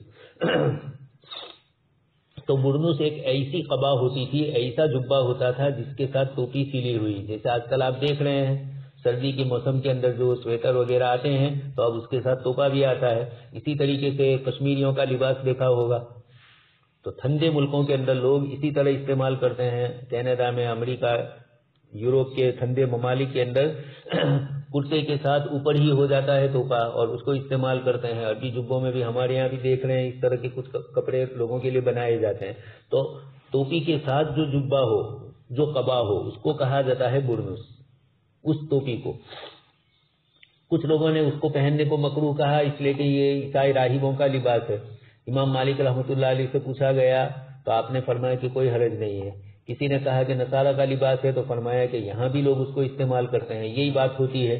کچھ علاقوں کے اندر مسلمان بھی اور غیر مسلم بھی کسی چیز کو استعمال کر رہے ہیں اور آپ صلی اللہ علیہ وسلم کی طرف سے اس کی ممانعت نہیں ہے، کوئی کراہت وغیرہ میں نہیں ہے، تو کسی قوم نے پہنا اور ہم پہنے، جیسے ایک طالب علم تھا پریز کا، اسکول میں پڑھتا تھا اور کرتا پائجامہ پہن کے ہی جاتا تھا کالج میں، تو ایک مرتبہ کالج کے پروفیسر نے ان کو منع کیا کہ لباس یہ پہن کے نہیں آنا ہے، اسی کالج ہوگا وہ تو اس بچے نے کہا کہ مجھے 2 منٹ بولنے کی اجازت دی جائے، اس کے بعد میں کل پہن کے نہیں آؤں گا، اگر میں آپ کے سامنے کہتا ہوں جو بات اپنی دلیل وہ اگر تو خیر جس وقت وہاں پرارتھنا ہوتی ہے اور بولنے کے لیے ہوتا ہے، کسی کو کچھ چیزیں بلوائی جاتی ہیں، تو اس بچے نے قومی لباس کا عنوان قائم کر کے بتلا دیا کہ ہندوستان کے جتنے بھی مذہبی پیشوا ہے سب جبہ پہنتے ہیں، چاہے مسلمان ہو چاہے غیر مسلم ہو، بلکہ عیسائی ہو سکھ ہو، سب کے کرتے ہی عموماً آپ دیکھیں گے۔ اسی طرح جتنے سیاسی لیڈر ہیں ہندوستان کے، وہ بھی جب سیاسی گفتگو کرنے جاتے ہیں تو اب تو رواج کم ہو گیا، لیکن اس وقت رواج تھا پہلے، اور ابھی بھی کسی بھی پارٹی میں ہو، داڑھی بھی ماشاءاللہ مسلمانوں جیسی بنا کے رکھی ہوئی ہے، کرتے بھی لمبے لمبے پہنتے ہیں، تو اس طالب علم نے کہا کہ یہ تو ہندوستانی لباس ہے، قومی لباس ہے ہمارا، اور شرٹ پین اور یہ چیزیں تو یوروپ سے آئی ہے، تو آپ یوروپ کی ایک چیز پر ہمیں مجبور کر رہے ہیں، اور ہندوستان جیسے ملک جہاں پر مذہبی اعتبار سے آج بھی مذہبی لوگ کرتا پائجامہ پہن رہے ہیں سب مذہب والے، اور آپ مجھے اس سے روک رہے ہیں، تو اپنے قوم، اپنی ملک، اپنی قوم کا شعار چھوڑ کر آپ غیروں کے شعار پر ہمیں مجبور کرتے ہیں۔ بہت اچھے انداز میں اس نے کہا، اس کے والد نے ہمیں سنایا، تو اس کے بعد اس کو اجازت مل گئی، اور اس کی وجہ سے مسلمان دوسرے بچے نہ پہنتے تھے وہ بھی بعد میں پہننے والے ہو گئے۔ خیر آگے اس کے بعد باب السراویل، امام بخاری رحمۃ اللہ علیہ سروال کا عنوان قائم فرما رہے ہیں من لم یجد ازارا فلیلبس سراویلا، یہ ساری روایتیں وہ ہے جس کا تعلق حالت احرام سے ہے۔ امام بخاری کا استدلال یہ ہے کہ ان چیزوں کو پہننے سے حالت احرام میں منع کیا، اس کا مطلب ہے کہ حالت احرام کے علاوہ میں جائز ہے، یقینی بات ہے، صاف صریح سمجھ میں آنے والی۔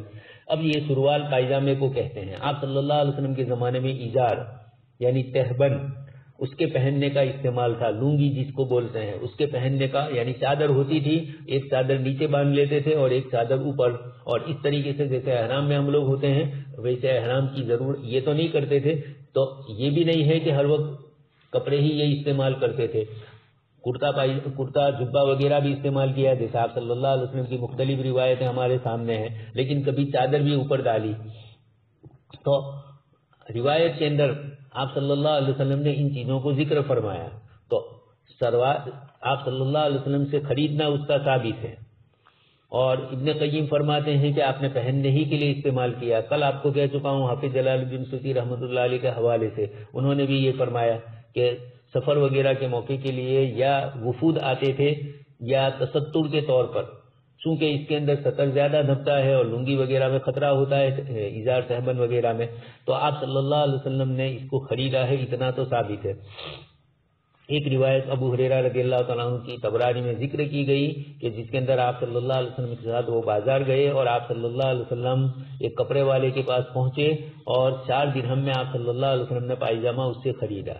اسی روایت میں پوچھا کہ اللہ کے رسول آپ سروال پہنیں گے؟ تو آپ نے فرمایا کہ جی ہاں، سفر اور حضر میں رات اور دن کے اندر مجھے تستر کا حکم دیا گیا ہے، اور چونکہ اس کے اندر تستر زیادہ ہے سروال کے اندر، تو آپ صلی اللہ علیہ وسلم نے اس لیے یہ ذکر فرمایا۔ روایت اگرچہ ضعیف ہے راوی اس کے اندر، لیکن یہ ہے کہ آپ صلی اللہ علیہ وسلم سے سروال کا لفظ یہ روایت میں آیا۔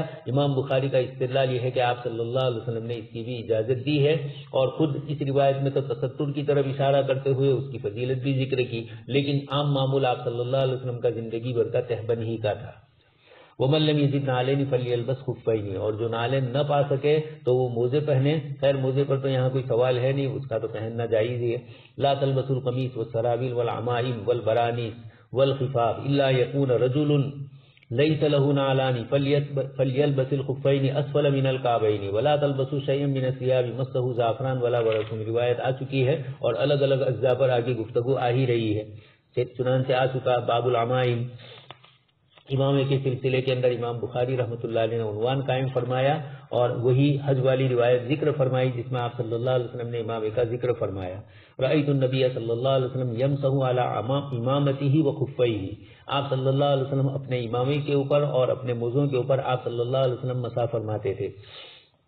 خیر اس کا جواب تو آپ پڑھ چکے ہیں، مشکات میں بھی اور ترمذی شریف میں بھی روایت آئے گی، اس پر تفصیلی کلام یا آ چکی ہو، اس کے اندر تفصیلی کلام آتا ہی ہے۔ امامے پر مسح کا کیا مطلب اور موزوں پر مسح کا، خیر موزہ تو اپنی جگہ پر ہے لیکن امامہ پر مسح فرمانا، جہاں آپ صلی اللہ علیہ وسلم نے امامے کے سلسلے میں ذکر فرمایا، کئی روایتیں آپ صلی اللہ علیہ وسلم کی ہے جس میں آپ صلی اللہ علیہ وسلم نے امامے کی فضیلت ذکر فرمائی۔ ایک روایت نقل کی گئی ہے، بیہقی نے نقل کی ہے کہ تم امامہ پہنو تزداد حلما، اس سے تمہارے وقار میں اضافہ ہوگا۔ آج بھی یہی حال ہے، ایک شخص امامہ پہن کر چلتا ہے اور ہم جیسے لوگ ٹوپی پہن کر، تو ہمارا اعتبار کم ہوتا ہے، غیروں پر بھی اس کا اثر پڑتا ہے آپ صلی اللہ علیہ وسلم کی سنت کا، تو وقار میں اضافہ ہوتا ہے امامے کی بنیاد کے اوپر۔ کچھ حضرات نے اس روایت پر کلام بھی کیا ہے، لیکن فی نفسہ ہی مختلف طرق سے روایتیں اس طرح کی ہے جس سے وہ حسن لغیرہ کے درجے میں آ جاتی ہے۔ کچھ لوگوں نے کہا کہ پگڑی سنت نہیں ہے بلکہ عربوں کی عادت ہے، لیکن یہ صحیح نہیں ہے۔ ایسے بھی استدلال کیے گئے، عجیب عجیب قسم کی چیزیں رات دن نئی نئی نکلتی ہے، بغیر کتاب و سنت کے علوم پڑھے ہوئے اپنے آپ کو دانشور اور عقل مند ہونے کے دعوے، اور کچھ چیزیں پڑھی اور کچھ اپنی طرف سے استنباط کرتے ہیں۔ تو استنباط کی تو ضرورت وہاں ہوتی ہے جبکہ کوئی نص ثابت نہ ہو، اور یہاں نصوص سے ثبوت مل رہا ہے اس قسم کی چیزوں کا، لیکن کچھ لوگوں نے اس طرح کر دیا۔ اور بھی دوسری کئی سنتوں کے متعلق لوگوں کی طرف سے اس طرح کی چیزیں ہوتی ذکر کی جاتی ہے، پڑھے لکھا طبقہ سنتوں کی مخالفت بھی نہیں کر سکتا، تو اس طریقے سے عجیب و غریب قسم کی، چونکہ اسی میں اسلامی کلچر ہے۔ ایک نو مسلم ڈاکٹر اسد صاحب جن کی کتابیں بھی کئی ہے، اور حضرت مولانا علی میاں صاحب نے ان کی کتابوں کے ترجمے بھی کروائے، اور بھی ان کا بھی آیا ہے صحرائی لمبی ضخیم ہے اور اس کے اندر ان کا اسلام کا سفر نامہ ہے. اس میں انہوں نے چونکہ مغربی کلچر اور تہذیب میں ہی رہے، وہیں کے ہیں، جرمنی کے یا کہیں کسی ملک کے، اور پھر اس کے بعد اللہ پاک نے ایمان کی توفیق دی. تو آپ یہ فرماتے ہیں کہ سنت رسول صلی اللہ علیہ وسلم یہ دین کا سب سے بڑا ذخیرہ ہے. امت جب تک اس کے اوپر رہے گی یہ دین کا اسٹرکچر ہے. جیسے ایک بلڈنگ ہوتی ہے اور اس کا اسٹرکچر ڈھانچہ ہوتا ہے، اسی پر پوری عمارت قائم ہوتی ہے، تو اسلام کی عمارت بھی سنت نبوی کے ستون کے اوپر قائم ہے. اس لیے مسلمانوں کو چاہیے، وہ یہ فرماتے ہیں کہ مغربی تہذیب کے دلدادہ ہو کر یہ سنتوں سے دور ہو کر اپنے آپ کو الگ کر رہے ہیں، جبکہ یہی سب سے بڑا مسئلہ ہے. فرمایا کہ گویا اس وقت جو لڑائی ہے تہذیبی تصادم، یہ جو یہودی بڑے بڑے یہودی دانشور انہوں نے لڑانے کے لیے تہذیبی کلیش آف سیویلائزیشن مستقل ایک کتاب لکھی گئی ہے اور اس کے اندر دو تہذیبوں کا تصادم اس طریقے سے ذکر کیا ہے. تو یہ تہذیب اور یہ چیزیں اسی طرح کی ہے. آپ حضرت مولانا 1992 میں جو حالات آئے مسلمانوں پر بابری مسجد کے بعد، حضرت مولانا اسد صاحب سے پوچھا گیا کہ کیا کیا جائے، تو آپ نے دو چیزیں فرمائی، نماز کی پابندی اور مسلمان داڑھی رکھنا شروع کر دے. اس موقع پر حضرت نے یہ فرمایا. تو بات یہی ہے، آپ دیکھتے ہیں گاڑی کے اندر ہم نے سنتوں کو اس طرح نہیں رکھا اس بنیاد کے اوپر، اور پھر اخلاقیات بھی وہ نہیں رہے. ورنہ ایک سردار بھی ہوتا ہے تو اس کا اثر ہوتا ہے، اس کی پگڑی کی بنیاد پر اس کے ساتھ معاملات ٹھیک کیا جاتا ہے. تو اگر ہم بھی اس طرح کا لباس استعمال فرمائیں گے، پگڑی باندھیں گے، تو وقار میں اضافہ ہوگا. امام حاکم رحمۃ اللہ علیہ اس کی تصحیح کی ہے. خیر روایت ضعیف ہے، لیکن چونکہ امام بخاری رحمۃ اللہ علیہ کی شرط کے مطابق نہیں تھی، اس لیے انہوں نے ان روایتوں کو ذکر نہیں کیا. اس کی مقدار کیا ہونی چاہیے؟ تو آپ صلی اللہ علیہ وسلم کے متعلق محدثین کی طرف سے منقول ہے کہ دو پگڑیاں تھی آپ کی، ایک چھوٹی تھی اور دوسری اس سے بڑی تھی. چھوٹی کی جو مقدار تھی وہ 7 ذراع کی تھی اور بڑی کی مقدار 12 گز کی تھی. حضرت علامہ کشمیری رحمۃ اللہ علیہ نے بھی آپ صلی اللہ علیہ وسلم کی پگڑی کی مقدار کے سلسلے میں 3 شرعی ذراع، نمازوں میں 7 ذراع، عام حالات میں آپ 3 ذراع والی پہنتے تھے، نماز کے وقت 7 ذراع والی پگڑی، اور جمعہ اور عیدین میں 12 ذراع کی بھی ہوا کرتی تھی آپ صلی اللہ علیہ وسلم کی پگڑی. البتہ اس سلسلے کے اندر کوئی صحیح سند کے ساتھ روایت مروی نہیں ہے، روایت ضعیف ہے. اس لیے حضرت علامہ جلال الدین سیوطی رحمۃ اللہ علیہ نے فرمایا ہے کہ فلم یثبت فی حدیث، کہ امامے کی شرعی مقدار کیا ہے یہ آپ صلی اللہ علیہ وسلم سے ثابت نہیں ہے. یعنی حدیث شریف میں اس کا کوئی صحابہ کرام سے نفس پگڑی کا ثبوت ہے. اس کی مقدار کے سلسلے میں عرف اور عادت کا اعتبار ہے، آدمی جتنی استعمال کرے اور جس طریقے سے بھی استعمال کرنا چاہے کر سکتے ہیں. وہی حضرت عبداللہ ابن مسعود کا جو مشہور قول ہے ما رآہ المسلمون حسنا فہو عند اللہ حسن، اور اسی سے عرف کا ثبوت ہوتا ہے. پھر پگڑی جب پہنی جاتی ہے تو اس کا جو شملہ نکالا جاتا ہے، کونا جو نکالا جاتا ہے، اس میں بھی آپ صلی اللہ علیہ وسلم کی مختلف روایتیں ہیں. صحابی رضی اللہ تعالیٰ عنہ فرماتے ہیں کہ میں آپ صلی اللہ علیہ وسلم کو دیکھ رہا ہوں کہ آپ منبر پر تشریف فرمائے ہیں، آپ نے سیاہ امامہ آپ صلی اللہ علیہ وسلم نے استعمال فرمایا، اور دونوں شملے آپ صلی اللہ علیہ وسلم کے کندھے کے درمیان لٹکائے ہوئے تھے. تو 2 شملے کا بھی ثبوت ہے اور ایک شملے کا بھی ثبوت ہے، اور ایک شملہ آپ صلی اللہ علیہ وسلم نے کندھوں کے درمیان لٹکایا. عمومی طور پر اسی کو صحابہ کرام اور تابعین نے نقل فرمایا ہے. تو اکثر روایتوں میں شملہ کے متعلق بین کتفی کے الفاظ آئے ہیں، لہذا اس سے یہی معلوم ہوتا ہے کہ آپ صلی اللہ علیہ وسلم کی عمومی سنت یہی رہی. کبھی کبھی آپ صلی اللہ علیہ وسلم نے دائیں طرف لٹکانے کا بھی ذکر ہے کچھ روایتوں میں، اور کندھوں کے درمیان لٹکانا لیکن زیادہ افضل ہے. پھر یہ کتنی ہو، یعنی یہ جو لٹکایا ہوا کپڑا ہے وہ کتنا ہو، تو کچھ حضرات نے فرمایا کہ کچھ روایتوں میں معلوم ہوتا ہے کہ 1 بالش، کچھ حضرات نے فرمایا کہ 1 گز، اور کچھ نے 4 انگلیوں کی مقدار. آپ صلی اللہ علیہ وسلم سے مختلف اقوال منقول ہے، یا صحابہ کرام اور تابعین نے اس طریقے کی چیزیں ذکر کی. البتہ 1 ذراع والا قول آپ صلی اللہ علیہ وسلم سے راجح ہے. امام بیہقی نے اس روایت کو نقل فرمایا ہے آپ صلی اللہ علیہ وسلم کی. البتہ شملہ اتنا لمبا نہیں ہونا چاہیے، جیسے آپ سن چکے ہیں اسبال ازار والا جو مسئلہ آیا، تو شملہ کا بھی یہی ہے کہ آدھی پشت وہاں تک، زیادہ سے زیادہ بس آدھی پشت تک، اس سے نیچا یہ پسندیدہ نہیں سمجھا گیا ہے. یا پھر پگڑی کے مسئلے میں آتا ہے، پگڑی کے کلر کا بھی ایک مسئلہ آتا ہے، کون سے کلر کی آپ صلی اللہ علیہ وسلم نے پگڑی استعمال فرمائی.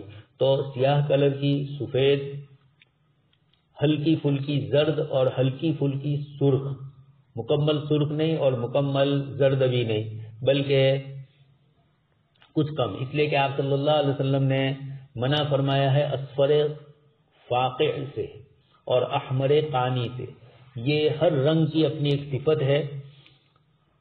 امام فخر الدین رازی رحمۃ اللہ علیہ نے جہاں پر مسلمۃ اللہ شیعۃ فیہا، جو حضرت موسیٰ علیہ السلام اور بنی اسرائیل کے درمیان گائے کا مسئلہ پیش آیا، تو گائے کے کلر کے متعلق جو آیا تو فاقع اللونھا تسر الناظرین، وہاں فاقع کا لفظ آیا تو وہیں پر امام رازی رحمۃ اللہ علیہ نے تمام کلر کے متعلق موصوف اور صفت ان کی جو ہوتی ہے دونوں کو ذکر کیا۔ تو اصفر کے ساتھ کانے کا فاقع کا لفظ آتا ہے اور احمر کے ساتھ کانی کا لفظ، یہ دونوں تو حدیث شریف میں منع فرمایا۔ اس لیے ہلکا پھلکا اگر پیلا کلر ہے، لائٹ جس کو آج کل بولتے ہیں، اور اسی طرح سرخی میں بھی لائٹ، اس کا ثبوت روایتوں سے ملتا ہے۔ سبز رنگ کی پگڑی کا آپ صلی اللہ علیہ وسلم سے ثبوت نہیں ہے۔ محدثین یہ فرماتے ہیں کہ بعد میں لوگوں نے استعمال کیا، صحابہ کرام میں سے کچھ کے متعلق معلوم ہوتا ہے، اور بعد کے اندر خاص کر کے 8ویں صدی ہجری میں اس کا رواج زیادہ ہوا۔ شعبان ابن حسین نام کا بادشاہ تھا، حکمران مسلمان، ان کے دور کے اندر اس کا رواج ہوا اور بعد میں لوگوں نے اس کو اپنا ایک شعار بنا لیا کچھ لوگوں نے۔ تو جو صحیح پگڑی سنت مطابق تھی سفید اور سیاہ، اس کا رواج کم کر دیا کچھ لوگوں نے۔ کچھ لوگ تو 3 پگڑیاں، ایک پگڑی تو اوپر ہے، بیچ میں کلر ہے اور تیسرا ہاتھ میں پکڑے ہوئے ہیں، اس طرح کے بھی کلر مختلف رکھتے ہیں۔ تو کچھ اپنا ایک شعار بنا لیا ہے، مسلکی شعار۔ یہ چیزیں ہمارے بریلوی حضرات میں تو تھی، اب ہمارے یہاں مشائخ کے یہاں بھی شعار الگ الگ بدل جاتے ہیں۔ ان کے خدام اور ان کے مریدین اپنے لباس کو اپنے شیخ کے مطابق کرتے ہیں۔ شیخ یقیناً سنت کے متبع ہے اور وہ چیز جو شیخ نے استعمال کی وہ سنت سے اس کا ثبوت ہے یا افضلیت سمجھی گئی حدیث شریف میں اس کی، اور استعمال کریں۔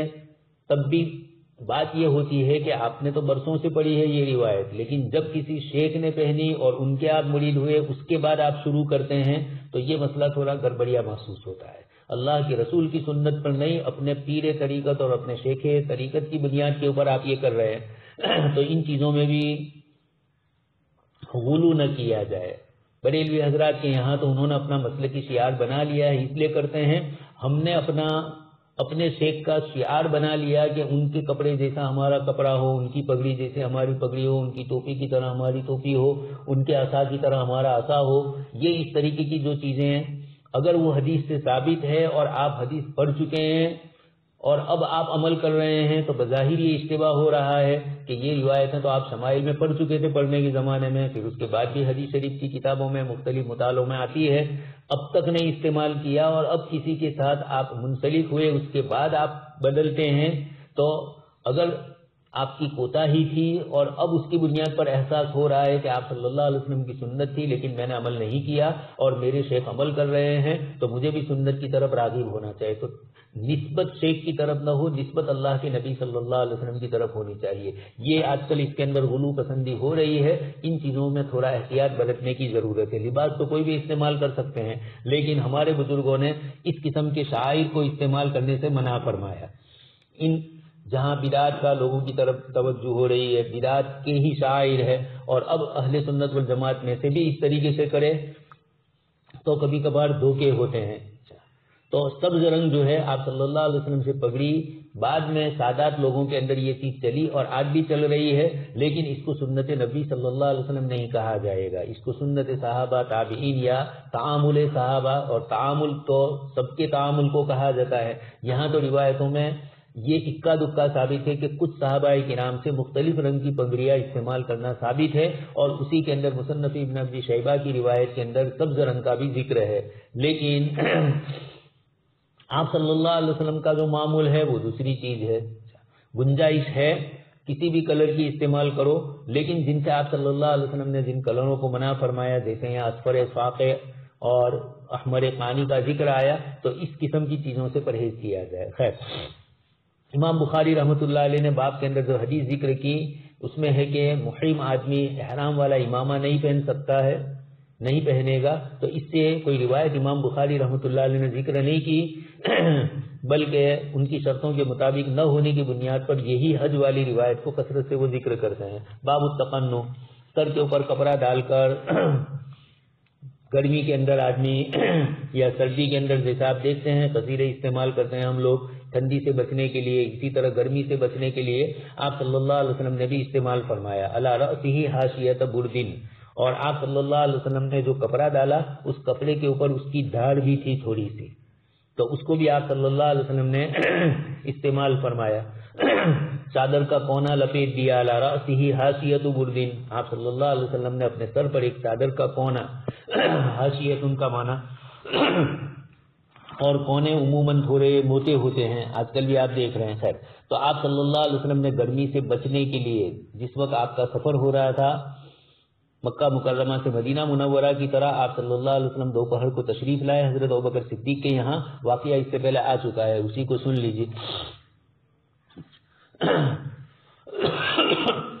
وقال انس عصب النبی صلی اللہ علیہ وسلم علی رأسہ حاشیۃ بردن، یہ ہو چکی روایت. آگے اس کے بعد حضرت عائشہ کی روایت، عن عائشہ رضی اللہ تعالیٰ عنہا قالت ہاجر الی الحبشۃ من المسلمین، کچھ مسلمانوں نے حبشہ کی ہجرت کی. وتجهز ابو بکر مہاجرا، اس موقع پر حضرت ابوبکر صدیق رضی اللہ تعالیٰ عنہ نے بھی تیاری کی تھی. حضرت عائشہ رضی اللہ تعالیٰ عنہ فرماتی ہے کہ حضرت ابوبکر صدیق رضی اللہ تعالیٰ عنہ نے بھی ہجرت کی تیاری کی. لیکن آپ جانتے ہیں حضرت ابوبکر صدیق کا ایک تو ہجرت کا واقعہ وہ ہے جس میں آپ نکل گئے تھے مکہ مکرمہ سے اور ابن الدغنہ آپ کو واپس لایا، اور ایک یہ ہے کہ جب صحابہ کرام نے ہجرت فرمائی تو آپ کا بھی ارادہ ہوا لیکن اللہ کے رسول صلی اللہ علیہ وسلم نے آپ کو منع فرمایا. پھر جب حج کا موقع، پھر جب یہ مکہ مکرمہ کی طرف ہجرت کا موقع آیا اس موقع پر بھی حضرت ابوبکر صدیق رضی اللہ تعالیٰ عنہ نے چاہا تھا تو آپ صلی اللہ علیہ وسلم کی خدمت میں آئے اور آپ صلی اللہ علیہ وسلم نے ان کو فرمایا کہ ابو بکر ہمیں ساتھ میں چلنا ہے. تو اللہ کے نبی آپ کو بھی اجازت ملے گی؟ تو کہا مجھے امید ہے. اور پھر اس کے بعد حضرت ابوبکر صدیق رضی اللہ تعالیٰ عنہ نے 2 اونٹنیاں اچھی خاصی ماشاءاللہ کھلا پلا کر تیار رکھی اور پھر اس کے بعد ہجرت کے موقع پر وہ اونٹنیاں کام آئی. لیکن اللہ کے نبی صلی اللہ علیہ وسلم نے حضرت ابوبکر صدیق کو وہ رقم ادا فرما دی. یہ ہم اہل علم کے لیے بہت ضروری ہے کہ ہم کوئی ایسا عمل نہ کرے جس سے سامنے والے کو یہ محسوس ہو کہ یہ ہم سے متوقع ہے، توقع رکھنے والے ہیں. کسی سے کوئی چیز منگوائی اور اس کے پیسے ہم جلدی نہ دیں، یا کسی سے کوئی چیز منگوائی اور امید یہ رکھیں کہ وہ اس کے پیسے ہم سے نہ لے. یہ اس طرح کی چیز وما اسألکم علیہ من اجر ان اجری الا علی رب العالمین، بار بار نبیوں کی یہ صفت قرآن ذکر کرتا ہے. یہ ہم اہل علم کو متوجہ کر رہے ہیں اللہ پاک کہ دنیا سے امید نہ رکھے، اللہ ہی کی طرف نسبت رکھے. نبیوں کی یہ سب سے بڑی صفت وما اسألکم علیہ من اجر. داعی کی نظر لوگوں کی جیب پر جب ہو جائے گی تو اس کی دعوت اثر انداز نہیں ہوگی، یقینی بات ہے. لیکن اس کا یہ مطلب نہیں ہے. ایک مولانا عبد الحنان صاحب رحمۃ اللہ علیہ پہلے یہاں سے بیان کے لیے انگلینڈ پہلی مرتبہ تشریف لے گئے، لوگوں نے بہت استقبال کیا. تو دوسرے سال حضرت کو لوگوں نے بھیجا، مدرسے والوں نے یہی عمارت جو بنوانی تھی اس کی نسبت سے، تو مدرسہ بلڈنگ کے لیے اس وقت حضرت مولانا تشریف لے گئے. تو مولانا بار بار ہمیں کہتے تھے کہ پہلی مرتبہ جو میرا استقبال ہوا دوسری مرتبہ وہ نہیں ہوا، اس لیے کہ لوگوں نے اب یہ سمجھا کہ یہ مدرسے کی نسبت سے آئے. لیکن یہ مطلب نہیں ہے، یعنی ایک داعی کو تو اس طریقے سے اپنی ذات کی طرف نسبت کرنے والی چیزوں کا نہیں ہونا چاہیے. لیکن ادارے کے لیے خود آپ صلی اللہ علیہ وسلم نے صحابہ کرام کو چندے کے لیے تیار فرمایا، اس لیے یہ تو آپ صلی اللہ علیہ وسلم کی سنت ہے. اس لیے کچھ علماء، یہ الگ بات ہے کہ چندہ مانگنے کا طریقہ سنت طریقے کے مطابق ہو، اہل علم اپنا وقار ملحوظ رکھتے ہوئے کرے، یہ ایک الگ چیز ہے. اور اس میں بھی مدرسے کی طرف نسبت زیادہ ہو، اپنے لیے یا کسی اور کے لیے توقع نہ ہو لوگوں سے مانگنے کی اور اس طرح کی چیزیں. لیکن اس کا یہ مطلب نہیں ہے جیسے کچھ علماء کرام یہاں سے چندہ کرنے والے جو علماء جاتے ہیں ان کے متعلق معیوب ان کو سمجھتے ہیں اور یہ کہتے ہیں کہ لوگ مسجدوں میں نہیں آتے ہیں. عجیب و غریب قسم کی باتیں لوگوں نے شروع کی تھی. تو لوگ مسجد میں آئیں اور اللہ کے دین کی مدد کریں، یہ بھی ان کا آپ صلی اللہ علیہ وسلم کی روایتوں سے ثابت ہے. طریقے وہ نہیں ہو جو حضرت تھانوی رحمۃ اللہ علیہ نے ان تمام طریقوں کی تنقیح فرمائی اور مفاسد چندہ کا عنوان قائم فرما کر. تو آپ نے چندے کی نفی نہیں کی ہے، چندے کے مفاسد کی نفی کی ہے حضرت تھانوی رحمۃ اللہ علیہ نے. اس لیے چندے کے بغیر تو دینی اداروں کا مفر ہی نہیں ہے. دنیا بھر کے سارے اسی طریقے کے چلتے ہیں، دین اور شعائر دین کی حفاظتیں انہی کی بنیاد پر ہو رہی ہے. تو اللہ کے نبی صلی اللہ علیہ وسلم نے حضرت ابوبکر صدیق کو وہ رقم ادا فرمائی. خیر روایت سن لیجیے, روایت آ چکی ہے. وتجهز ابو بکر مہاجرا, حضرت ابوبکر صدیق رضی اللہ تعالیٰ عنہ نے بھی تیاری فرمائی ہجرت کی. فقال النبی صلی اللہ علیہ وسلم علی رسلک, آپ صلی اللہ علیہ وسلم نے حضرت ابوبکر صدیق رضی اللہ تعالیٰ عنہ کو فرمایا کہ ٹھہر جائیے, مجھے بھی شاید ہجرت کی اجازت مل جائے. فإنی ارجو ان یؤذن لی. فقال ابو بکر او ترجوہ, حضرت ابوبکر صدیق رضی اللہ تعالیٰ عنہ نے پوچھا کہ اللہ کے رسول صلی اللہ علیہ وسلم کیا آپ کو بھی اللہ پاک کی طرف سے اجازت کی امید ہے, یعنی آپ کو بھی جانا ہے؟ تو آپ صلی اللہ علیہ وسلم نے فرمایا کہ جی ہاں. پھر حضرت ابوبکر صدیق رضی اللہ تعالیٰ عنہ آپ صلی اللہ علیہ وسلم کے ساتھ ہجرت کرنے کی نیت سے رک گئے. فحبط وعلف راحلتین کانتا عنده ورق السمور 4 اشہر, اور آپ رضی اللہ تعالیٰ عنہ نے 2 اونٹنیوں کو 4 مہینے تک ببول کے پتے کھلا کر آپ نے ان کو تازہ کیا, تیار کیا, تاکہ وہ سفر کے اندر کسی قسم کی تکلیف نہ ہو. اس سے یہ بھی معلوم ہوا کہ لمبے سفر کے لیے اچھی سواری کا انتظام کرنا تاکہ راستے کے اندر پریشانی نہ ہو. حضرت ابوبکر صدیق رضی اللہ تعالیٰ عنہ کے اس عمل سے معلوم ہوتا ہے, اس لیے کہ مکہ مکرمہ سے ہجرت کر کے دور مدینہ منورہ 400 کلومیٹر کے فاصلے تک جانا ہے, تو یقینی بات ہے کہ ایسے موقع کے اوپر چیز تو اچھی ہی ہو. تو لمبے سفر کے لیے جب جائیں تو اچھی گاڑی استعمال کریں, اور مختصر سفر کے لیے یعنی اچھی کا مطلب اس کا انجن اچھا ہو, اس کی مشینری اچھی ہو, اور اس کا سفر آرام دہ ہو. یہ تمام چیزیں, تو یہ لطیف اشارہ معلوم ہو رہا ہے, کوئی لزوم اور وجوبی چیز نہیں ہے. حضرت ابوبکر صدیق رضی اللہ تعالیٰ عنہ نے تو ایک تو ہجرت کا وہ سفر تھا, اس لیے اللہ پاک کے دین کا سفر تھا, اس لیے بھی آپ نے یہ فرمایا اور اپنی طرف سے فرمایا ہے. اس لیے یہ بھی نہ ہو کہ اہل علم لوگوں کے پاس بڑی گاڑیوں کا مطالبہ کرے کہ ہم بیان کے لیے تو آئیں گے لیکن ایسی گاڑی چاہیے, ایسی نہ ہو, یہ اس قسم کی چیزیں نہ ہو. اس لیے وما اسألکم علیہ من اجر والی جو باتیں آتی ہے یہ دعوت کے موقع کے اوپر اور دین کی مسائل کے اندر کثرت سے اس چیز کو ملحوظ رکھنا ضروری ہوگا. حضرت ابوبکر صدیق رضی اللہ تعالیٰ عنہ نے فرمایا قال عروۃ قالت عائشہ فبینما نحن یوما جلوس فی بیتنا فی نحر الظہیرۃ. حضرت عائشہ رضی اللہ تعالیٰ عنہ فرماتی کہ ایک دن ہم لوگ اپنے گھر میں بیٹھے ہوئے تھے اور بالکل نحر الظہیرہ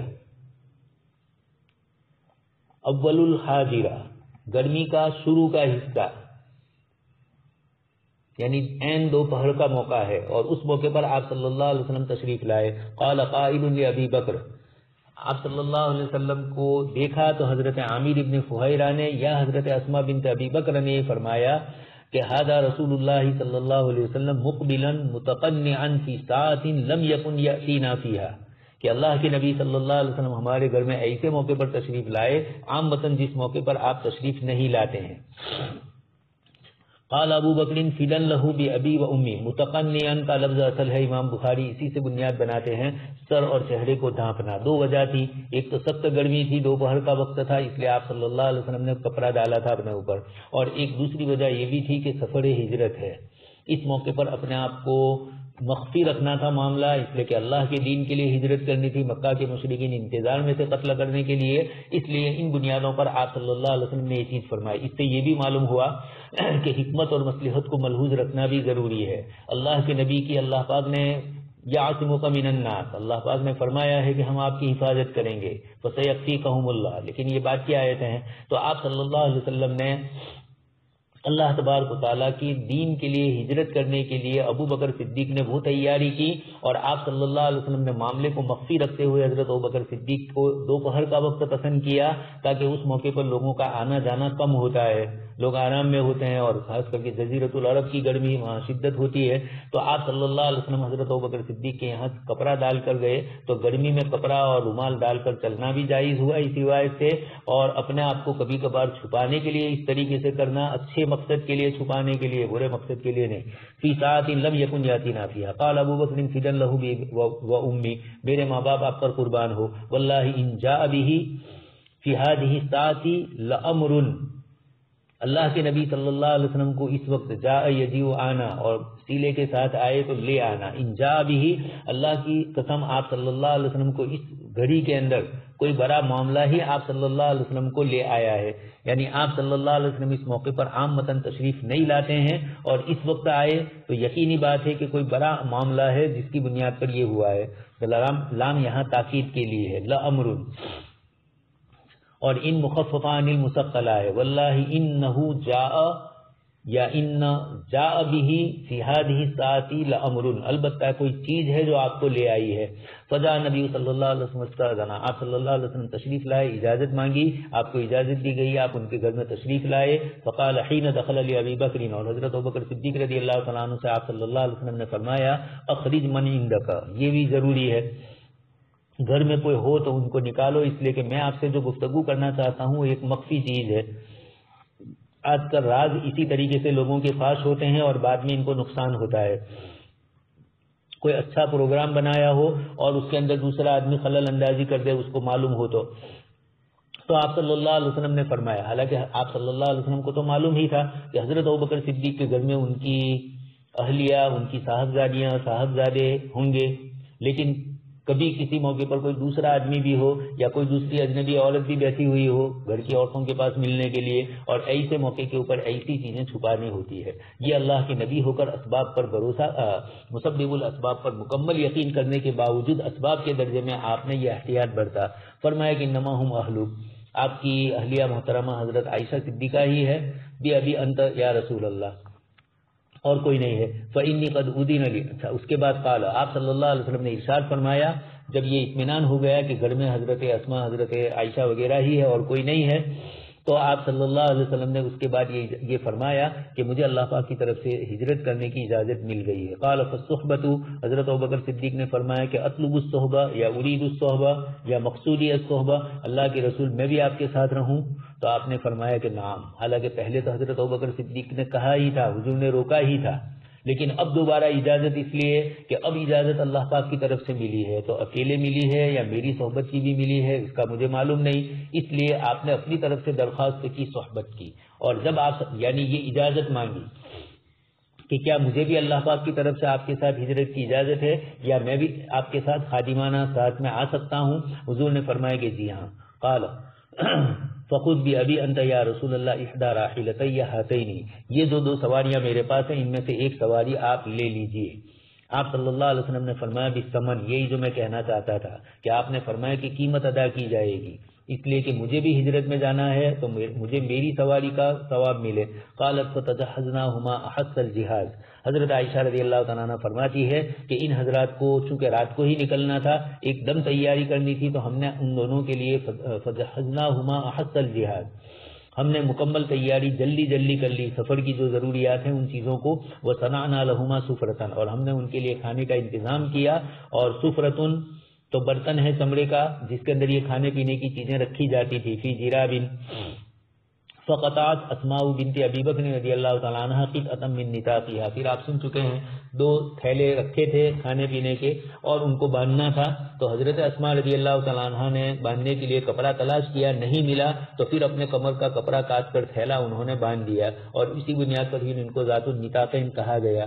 یہ جملہ بھی سن چکے ہیں، حضرت عبداللہ ابن زبیر کو جب یہ لوگ تانا دیتے تھے ابن ذات النطاقین، تو والدہ محترمہ حضرت اسماء نے فرمایا کہ بیٹے اس کے اندر تمہیں گھبرانے کی ضرورت نہیں، یہ تو بہت اچھی چیز کی تمہاری طرف نسبت ہو رہی ہے، اس لیے یہ تو وہ موقع تھا کہ جس کے اندر میں نے اللہ کے رسول صلی اللہ علیہ وسلم کے لیے اپنا کمر پتہ کاٹ کر دے دیا، اور اس وقت سے میرا نام ذات النطاقین ہو گیا، تو اس کے ساتھ تو ہجرت وابستہ ہے، اس کے ساتھ تو اللہ کے دین کی بہت بڑی چیزیں وابستہ ہے۔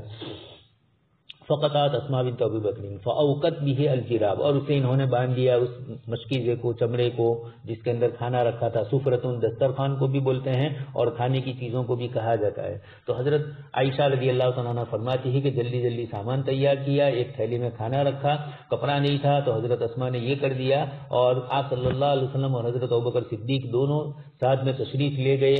پھر غار ثور میں آپ کا قیام ہوا، فلذلک كانت تسمى ذات النطاق، ثم لحق النبي صلی اللہ علیہ وسلم وابو بکر بغار فی جبل، غار ثور کے اندر اللہ تبارک تعالیٰ نے پہاڑ کے اندر آپ حضرات کو قیام فرمایا، ان حضرات نے، یقال له ثور، فمکوث فیہ 3 لیال، غار ہیرا پر تو ہم چڑھے ہیں، لیکن غار سور پر چڑھنا پہلے مشکل تھا، اب تو انہوں نے وہاں بھی سیڑھیاں بنا دی ہے، اور اب اس کی جو تصاویر آتی ہے، اور خاص کر کے ابھی کورونا کے دنوں میں سعودی گورنمنٹ نے ان تمام جگہوں کو صاف کر دیا ہے، اس لیے کہ غبار وغیرہ نہیں ہے، تو یہ تمام مقامات اگرچہ وہاں انہوں نے اوپر سیڑھیاں نہیں بنائی، لوگوں نے اپنے اعتبار سے کیا، چونکہ یہ حضرات اس قسم کی چیزوں کو لوگ لازم کر دے، یہ پسندیدہ نہیں سمجھ رہے ہیں، جو پرانا نجدی اور وہابی جو نظریہ ہے اس بنیاد کے اوپر، اور اس میں کچھ خیر بھی ہے، شرک بدعت کا اس طریقے سے لوگوں کا اندر ہوتا ہے۔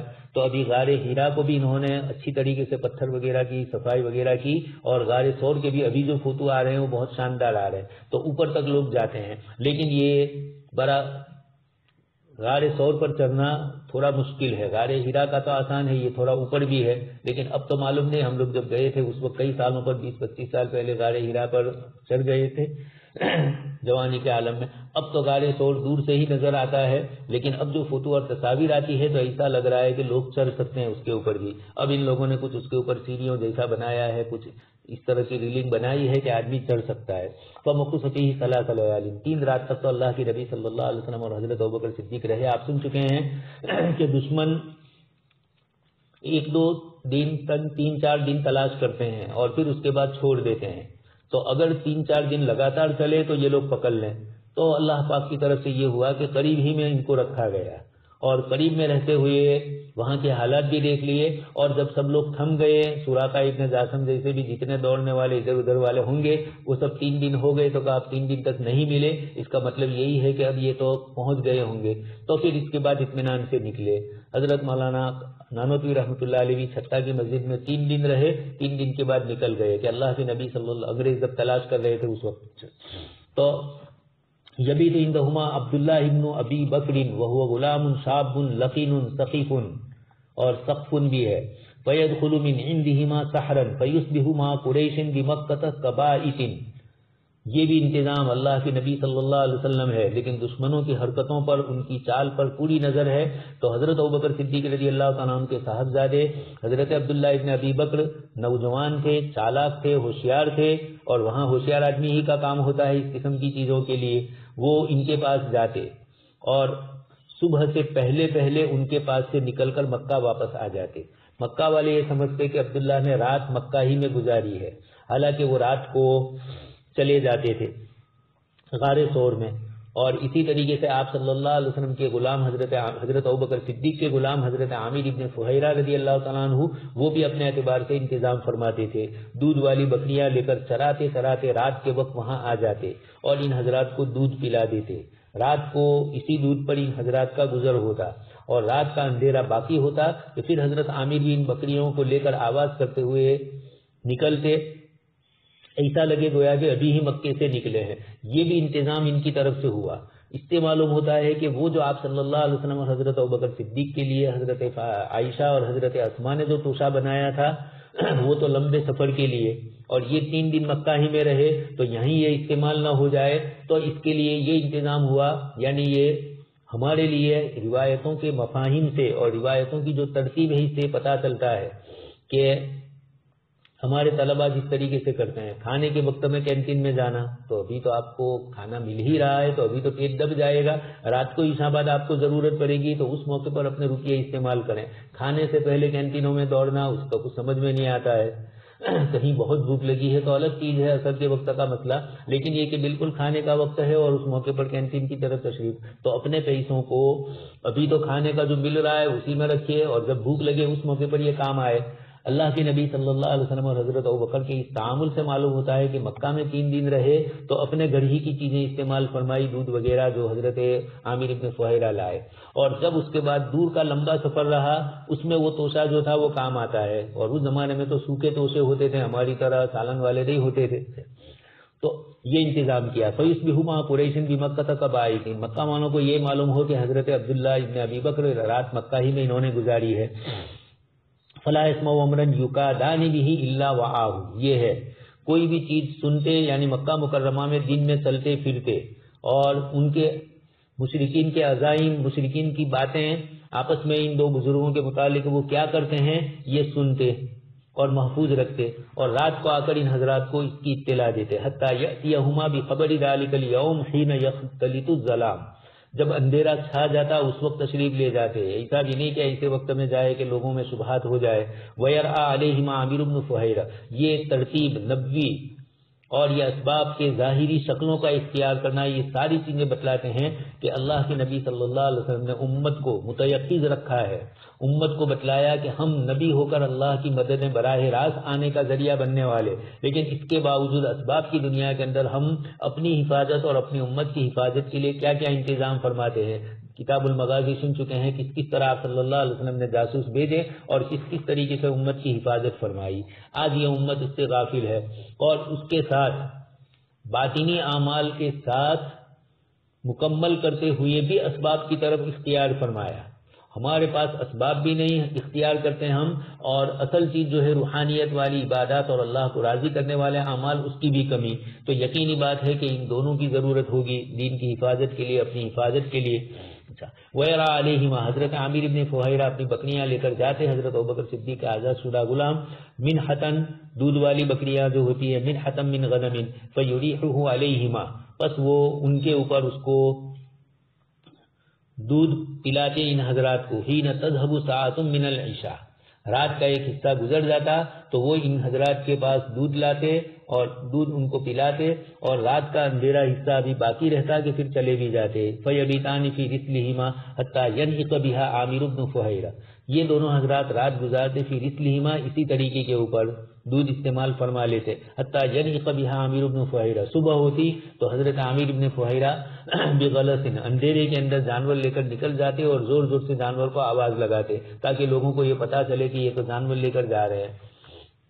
یفعل ذلک کل لیلۃ من تلک اللیالی الثلاث، اور اس کے ساتھ یہ بھی کہ ان لوگوں کے آنے کے جو نقش قدم معلوم ہو جاتے، یہ لوگ اس میں بہت ماہر ہوتے تھے. نقش قدم کو پہلے زمانے میں لوگوں کا قصے کہانیاں ہم پڑھتے ہیں تو پتہ چلتا ہے کہ راستے سے بہت جلدی واقف ہوتے ہیں. کسی کے نشان راہ کہاں گئے، کس طرح گئے. جیسے ہمارے یہاں جنگلوں میں شیر وغیرہ رہتے ہیں تو شیر کہاں گیا، کدھر گیا، جو جنگل میں جو لوگ رہتے ہیں حفاظت کے لیے، انسانوں کی بھی اور ان جانوروں کی بھی حفاظت کے لیے، وہ ان کے نشانات کثرت سے دیکھتے رہتے ہیں کہ کہیں آبادی میں تو نہیں چلے گئے. چونکہ انسانوں نے اپنی آبادی اتنی بڑھا دی، جو جانوروں کی چیزیں تھی وہ بھی لے لی، تو اب وہ وہاں سے باہر دیہاتوں میں آ گئے، سڑکوں پر آ گئے. اب شیر وغیرہ کٹھیاوڑ کے علاقے میں، گیر وغیرہ میں اس طرح کثرت سے ہو رہا ہے. اور بھی دوسرے ان علاقوں کے اندر جہاں یہ جانور رہتے ہیں قریب میں، وہ بھی اب آبادیوں میں آنے لگے. تو یہ سب اسی لیے ہو رہا ہے. خیر، تو یفعل ذلک کل لیلۃ من تلک اللیالی الثلاث، تینوں راتوں میں اسی طریقے سے کیا. حضرت عامر بن فہیرہ تشریف لے آتے اور اس طریقے سے آپ صلی اللہ علیہ وسلم اور حضرت ابوبکر صدیق کے لیے انتظام فرماتے. باتیں اس سے پہلے بھی اور کئی آ چکی ہے، سن چکے ہیں آپ. تو فیبیتان فی رسلہما، دودھ استعمال کرتے ہوئے اسی طریقے پر. رسل کہا جاتا ہے دودھ کو، اور لبن المنح منحۃ نعق بالغنم، بکریوں کو ہانکنا، اور غلط تو صبح کا اندھیرا یعنی اجالے سے پہلے کا جو ہوتا ہے اس کو غلط کہا جاتا ہے. خیر، باب المغفر، کھود پہننا، یہ بھی آپ صلی اللہ علیہ وسلم نے استعمال فرمایا. یہ جہاد کے لیے بھی استعمال فرمایا، اسکوٹر والے بھی استعمال کرنا چاہیں مغفر. ایک تو حکومت کی طرف سے لازمی، اور دوسرا ہے کہ عام متن کھود پہنا ہوا ہوتا ہے تو ایکسیڈنٹ میں کچھ نہ کچھ خفت ہوتی ہے، کمی ہوتی ہے. کبھی اللہ پاک کی طرف سے مقدر ہے تو کھود پہنتے ہیں، یعنی ہیلمٹ پہنتے ہیں، اس کے باوجود بھی آدمی انتقال کر جاتا ہے، لیکن عام احوال میں بچ جاتے ہیں.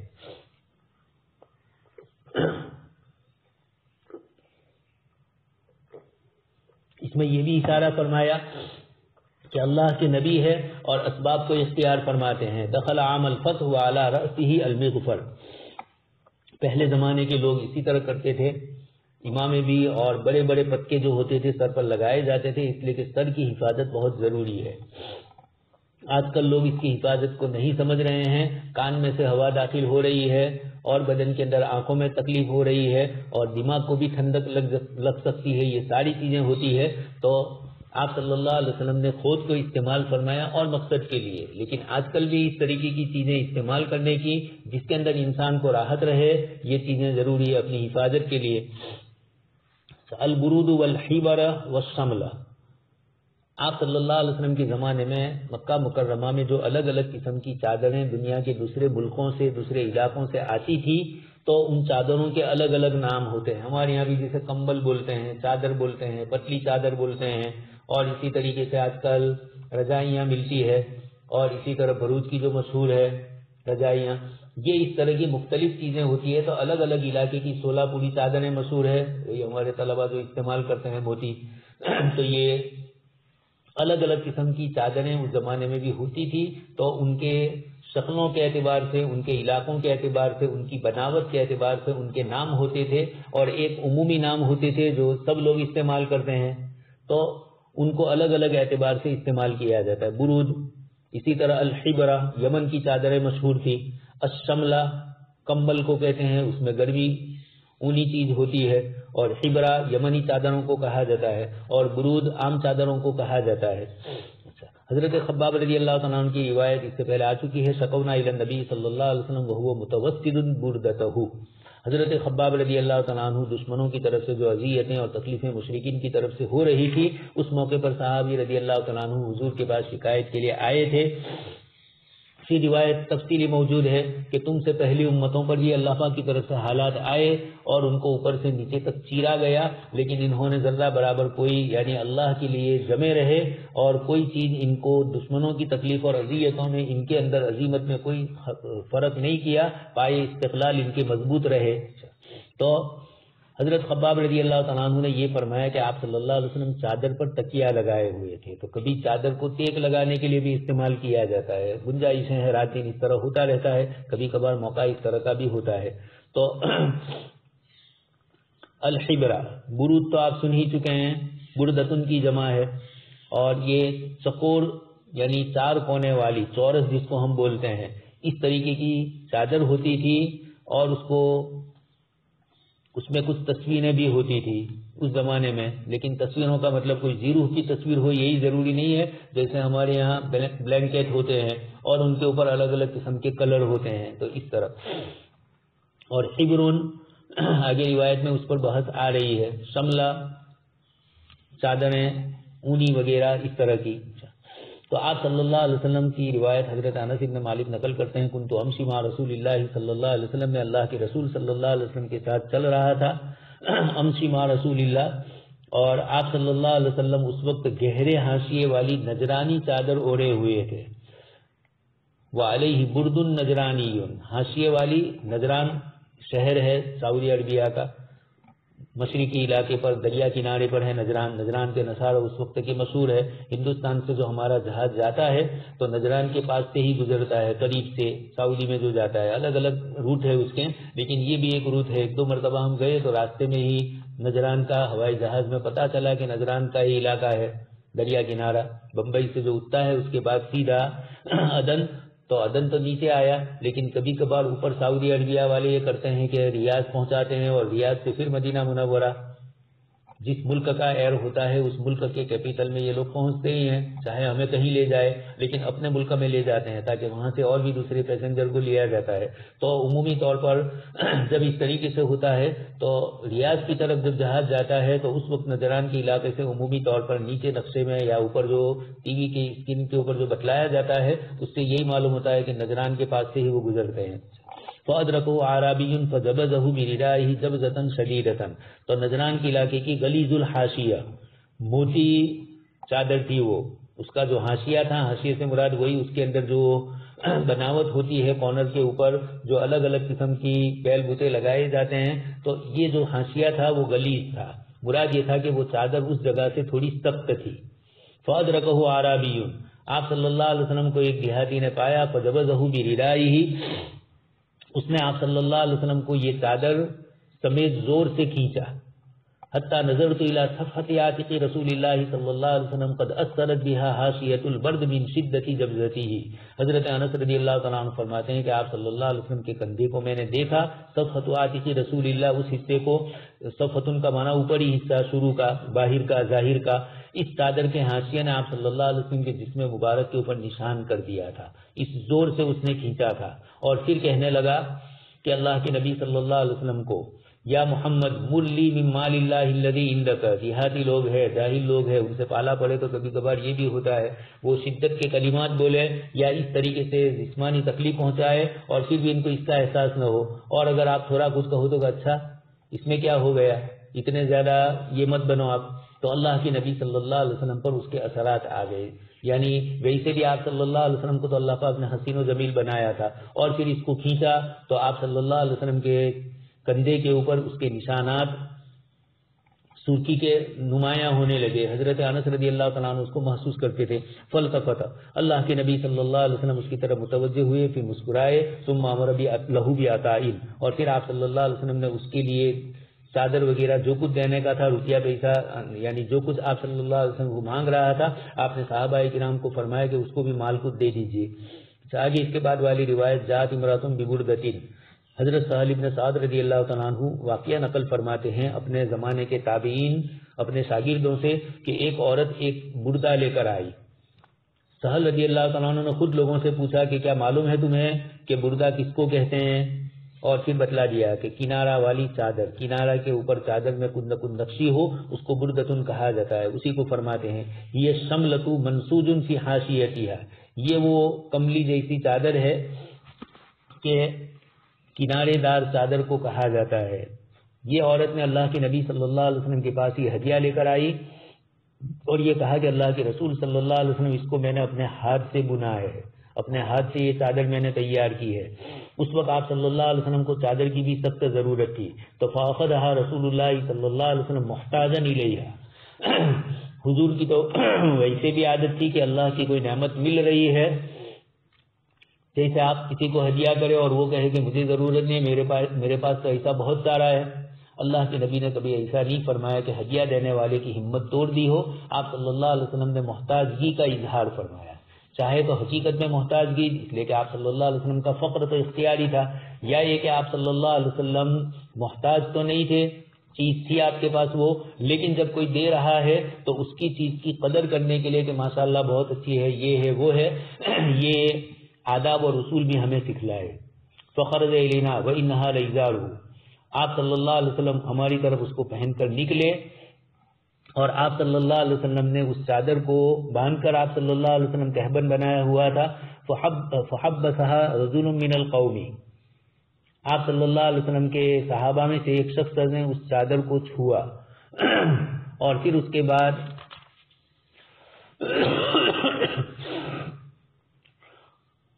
جسھا کا لفظ ہے، فجسھا رجل من القوم، ایک صحابی رضی اللہ تعالیٰ عنہ نے اس کو چھویا اپنے ہاتھ سے، مسھا.